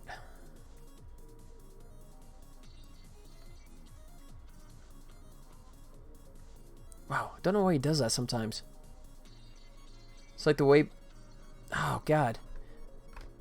It's like his the pathfinding breaks. Sort of, could probably be more, but then again, I think we're seeing that he is interacting with it. Yeah. I think what I'll do is I'll leave it. I'll try and dial in the at least dial out the hits. You know, I mean, after he hits it, I'm going to dial it out so it doesn't pop, because when he hits it, you can see it kind of, and I have no idea why he keeps doing that back and forth there. That's annoying as well. Yeah, okay. So, unfortunately, the weekend endeavor to, and here's what I was looking at. Let's see if it, come on. When he fades in. Yeah, see, the gun is now pointed upward because of the animation additive, and it's not fading itself out. So I can actually try and still do that. Let me see if I can at least get that to work. If I can get that, then I can live with it and just, oh, fine, I'll fix it later kind of thing.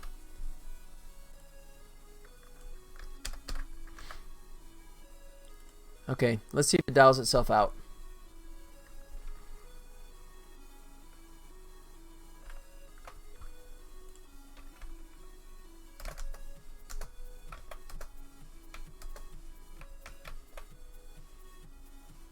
He goes up, he hits it.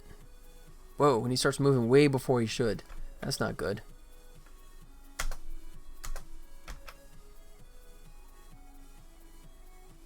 Nope, the gun's still...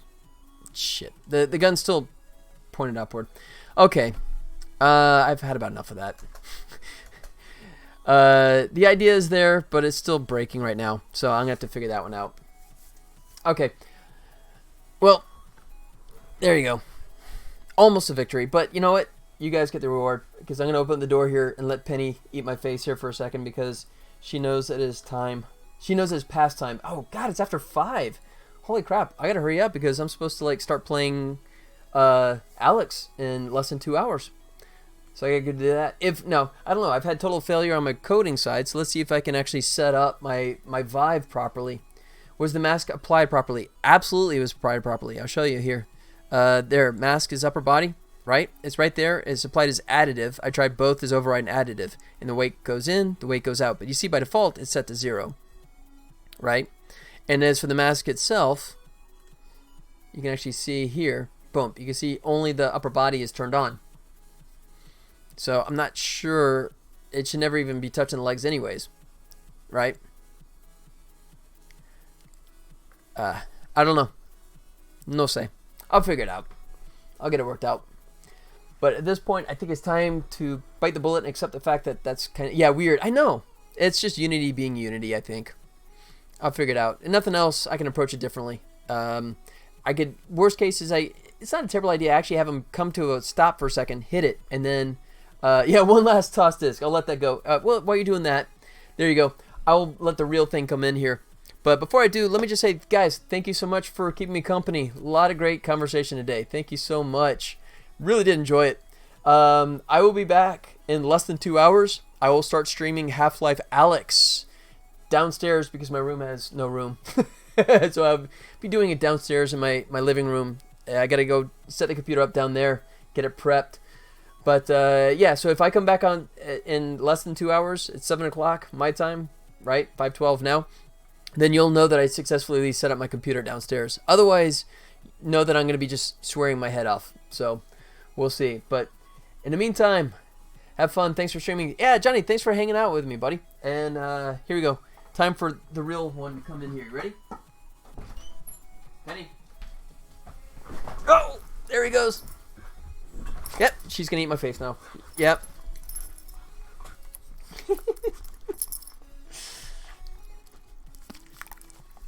Yeah, okay. Okay, you ready? Frisbee? Frisbee? Frisbee.